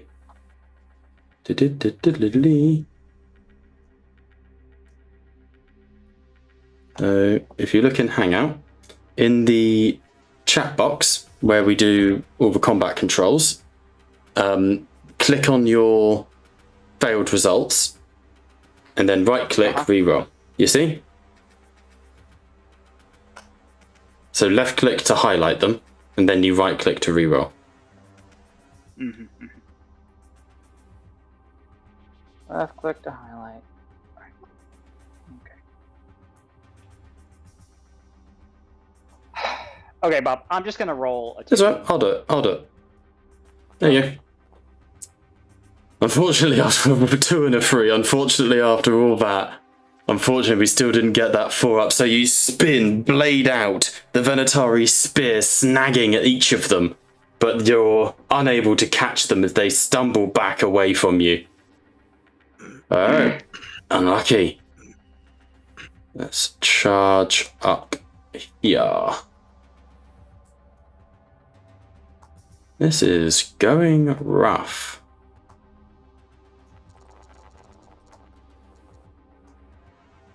That is a good hit. Alright, and that will be 15 at -2 to you, Apollo.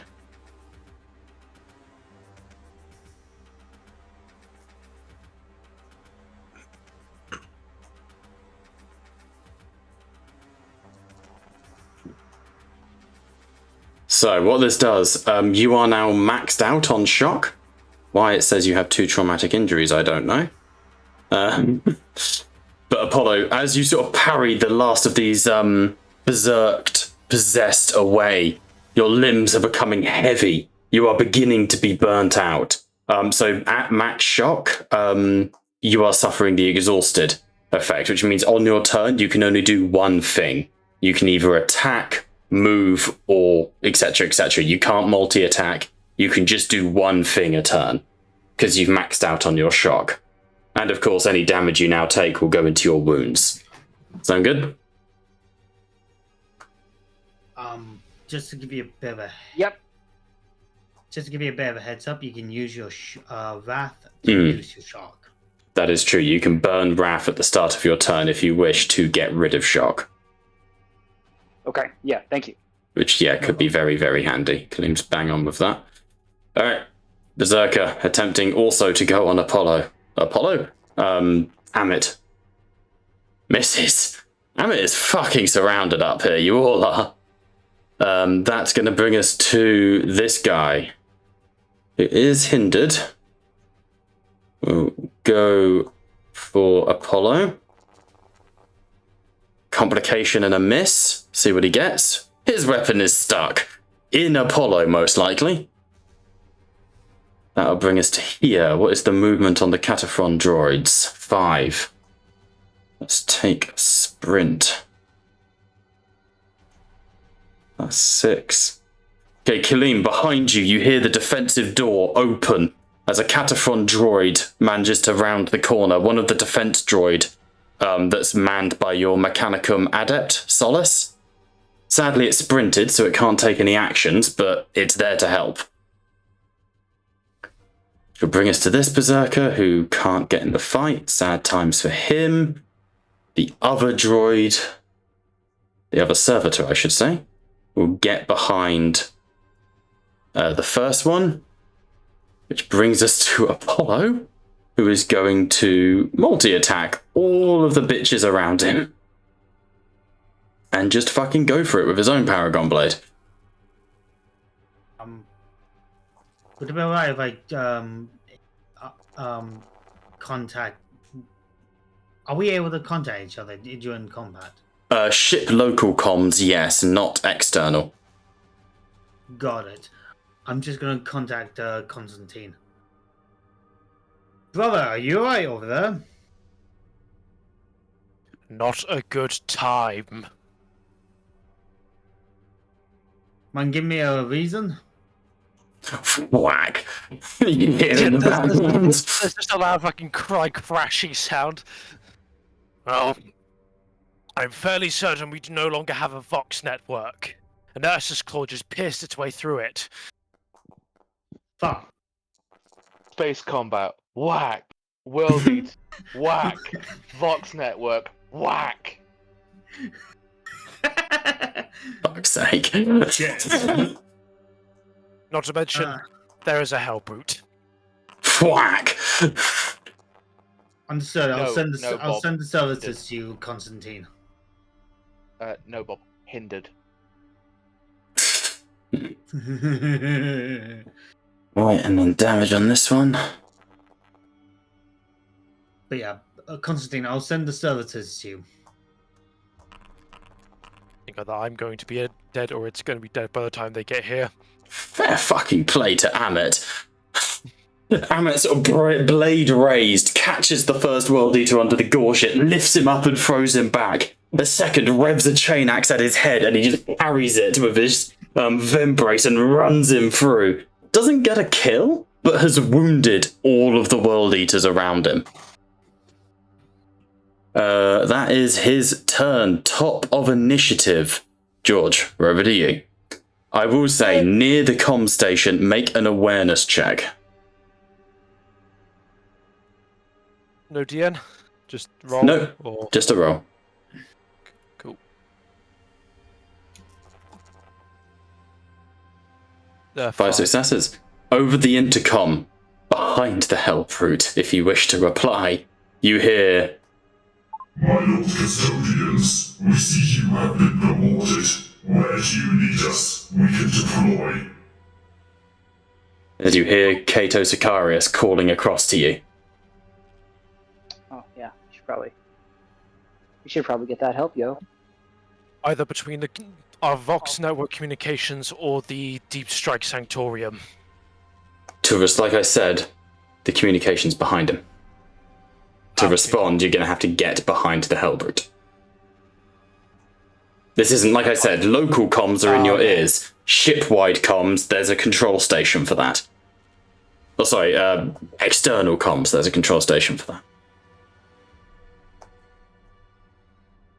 Hellbrute. So it's your call. You could potentially charge the Hellbrute, like move around him, and interact with the comms, or you could rely on Ordella, or it's up to you. Hellbrute. Whack. But there is a Thunderhawk en route bearing Cato Sicarius on it. Am I able to charge, do a charge move around, possibly? Yeah. You can like I've allowed charges not to have to be straight, so you could charge around the Hellbrute like this. You don't break, the 1 meter rule. Okay. I Gotcha. can't imagine the Custodes just sliding between his legs. No, that's quite cool. Yeah. That is because it means So much ruin. I get to charge, and then hatred applies. Go for it. So I'll allow it to be a free action. Where do you call in the reinforcements? On you with the Hellbrute, or backing up Seraphina and Apollo, who are both looking rough?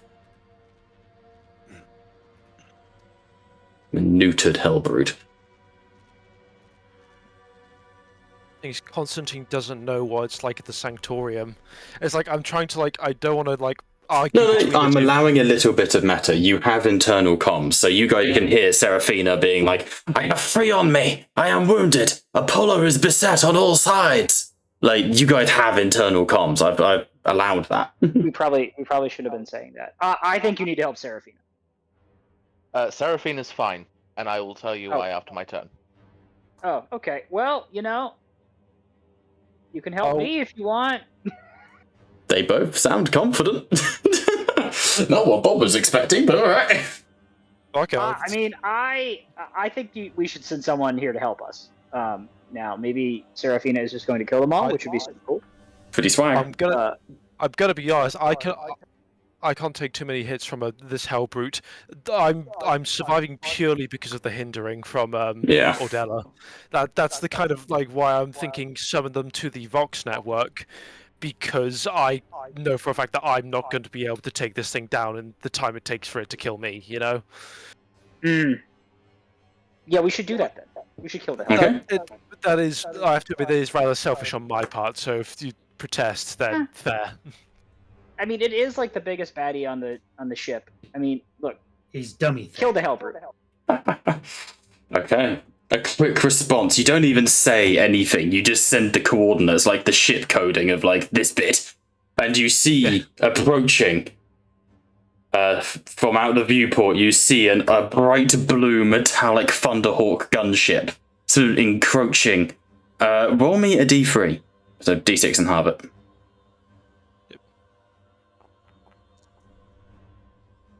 Great. Okay. They will be arriving shortly. Let's put them on that side of the map. In that case, you have your charge to resolve. Yep, and I will be putting my last personal glory to make this into a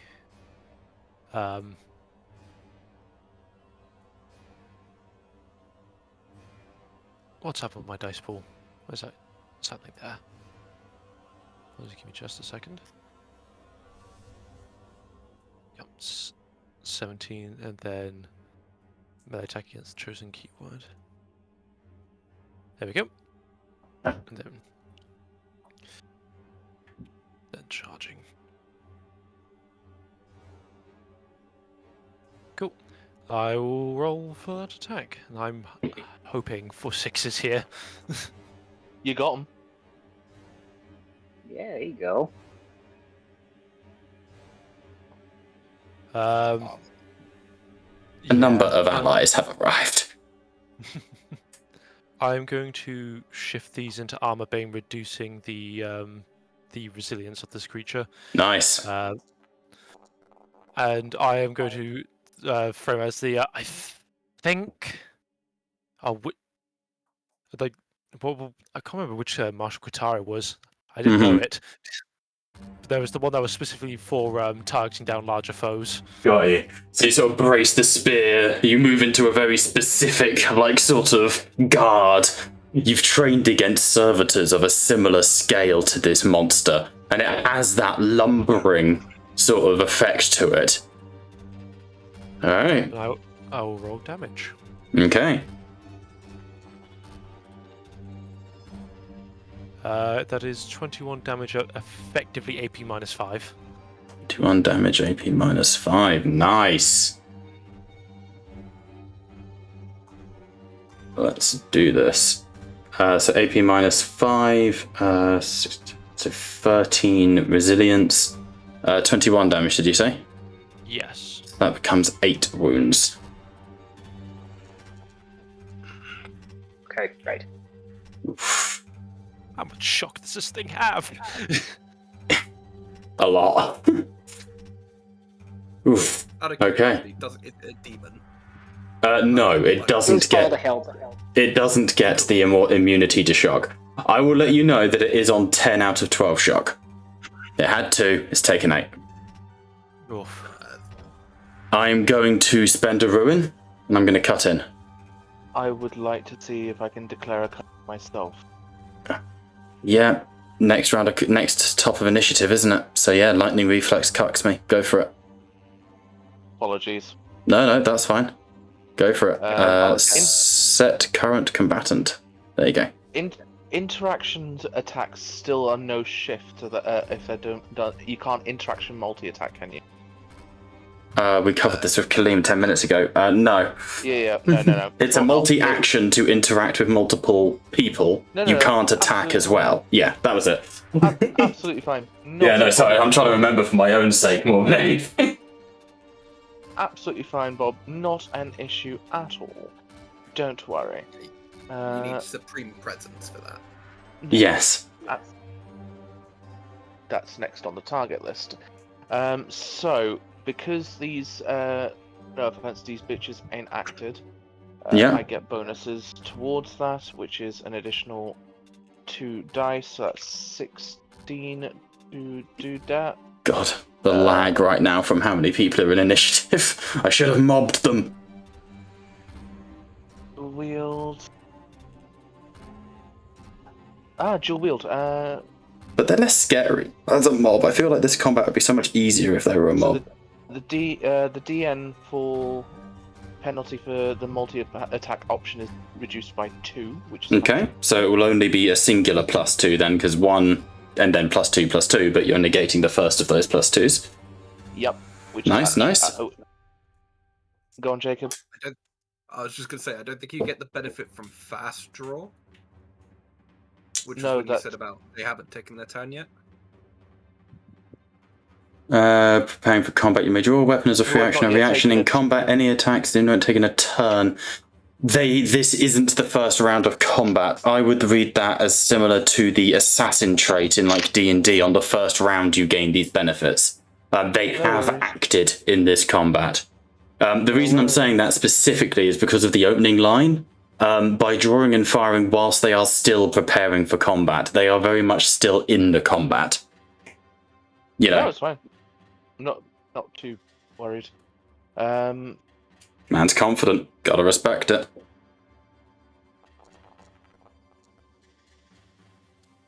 Jesus. So this is just an outright attack? What is this? What is this? My multi-attack. Okay. So we're doing it as one for all for one, aren't we? So if any other... Go on.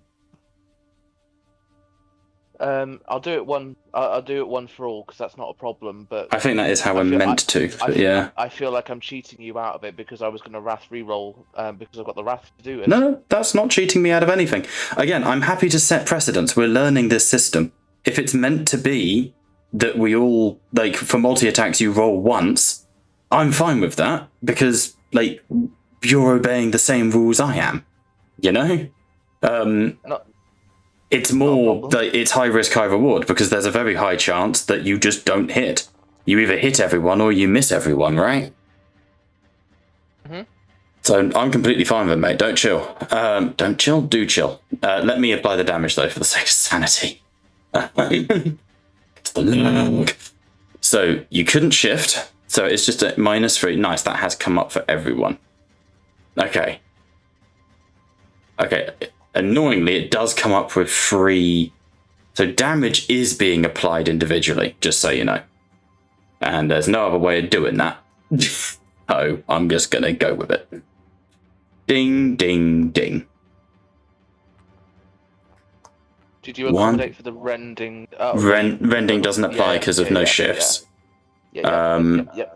15 out of 16 wounds on the bottom one. Okay, one of them leaps forwards. You catch him between your 2 swords and bisect him in half. As the second swings at your head, you slice under the bicep and one of the arms just drops to the ground. As the third vomits blood at you and it sizzles off of your armor, you slice him across the face. 2 of them are still kicking on you, Liam, though. Though I will admit this one is very heavily wounded. Absolutely fine. Any more for any more, buddy? Don't believe I can. Okay. Bear with me whilst I just double check. Yeah, take your time. Oh, it was the Rendak stance I was thinking of. Nice. For fighting vehicles and monsters. The martial katars are a new thing for me. They were introduced with the Custodes, like when they got a codex, and it was like, oh, that's cool, I guess. Why the fuck are they John Wick? You know, I want to see a Custodes Moritat. It's like even the Blade Champions have like three of their own specific. Yeah, martial they're unique sort of fighting forms. It's cool. It gives them a bit of flavour. No, I'm not. Yeah, I like it. Awesome, Liam. In that case, I'm going to continue with my cut-in. And where's that Hellbrute gone? That was awesome, Liam. Thank you. Like, forgive me, because I'm just a little bit brainy at the moment. Yeah, like, I feel the same. I thought you couldn't cut in on a cut-in. No, but we now go back to where we were in combat, right? Okay. Otherwise I'd be spending more ruin. Right. What is your stealth, Adela? It is 18. Joy of joys. Let's pump 11 ruin into this. Oh dear. I believe you're still hindered because it's not been Ordella's turn again. Yes. Let's re-roll that. It says Constantine. This is not on Constantine.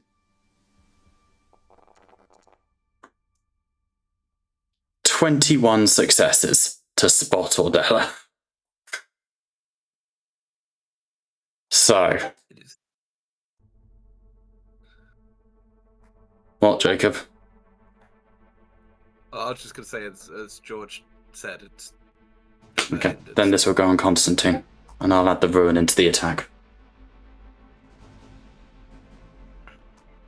No other choice.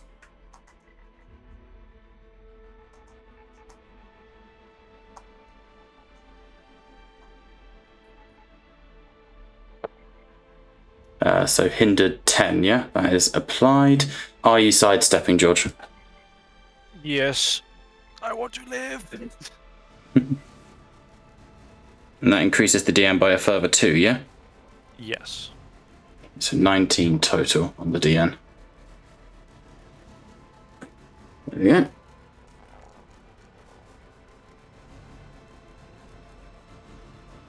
Well, that does get it. Yep, I'm going to ruin with its own personal ruin for the reroll.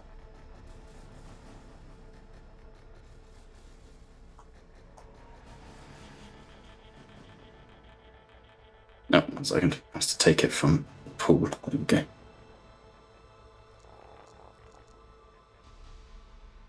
There we go. Let's shift.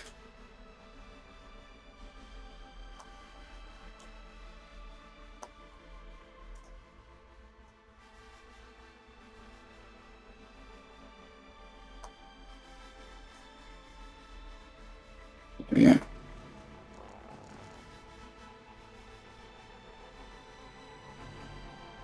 Seems low.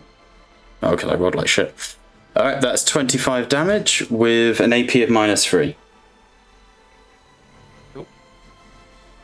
I am going to cry.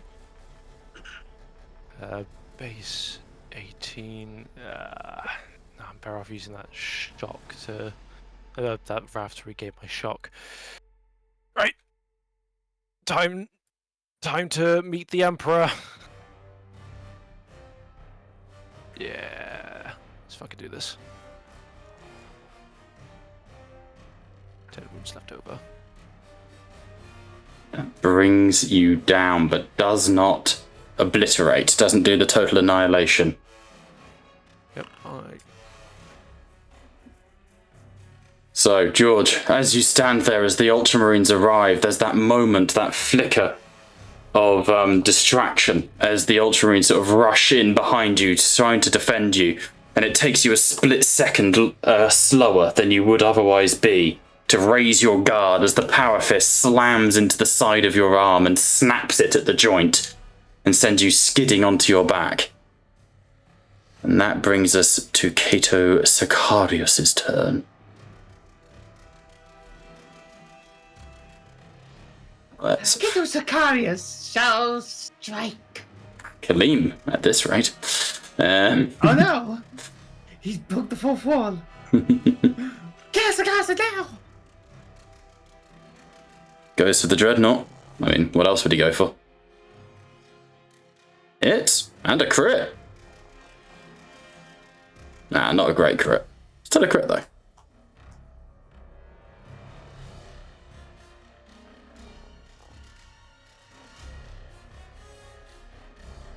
Ah, fucking furious charge, isn't it? Yep. 1 second. 14 plus 1. So 15 damage, rending -2, and the power, so -5 total. So resilience goes down to 14, so that'd be 3 wounds. Dreadnought is maxed out on shock. He is exhausted. If I could find the button, there we go. Cool. So, as we embark on our next round of combat, things are getting a little tense over on the right-hand side. However, we have hit the 11 o'clock mark. Are we good to... Shall we round it out, or how are we feeling? Yeah. I'm good to keep going if other people are. I could probably go a little longer. Sorry, my landlord showed up. I had to go say hi. I have an excessively early start and a long journey tomorrow. I don't mind if people... I mean, it is... I should stress that we should end, because it is our 11 o'clock cutoff point. When I don't think we're going to finish the combat here and now. And I don't want to rush it on account of giving Apollo and Seraphina the best chance they can. So, in that instance, we will call it there. And we will come back to the combat next week. You have the Ultramarines coming in to reinforce you. And as tacticals, they have options when it comes to war gear, so there's probably a melter in that squad. So...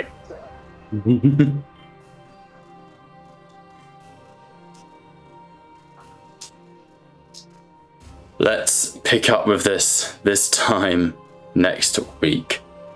So, for now, thank you so much for watching. We have been Tattletales RPG, where the table may be virtual, but there's a virtual Dreadnought.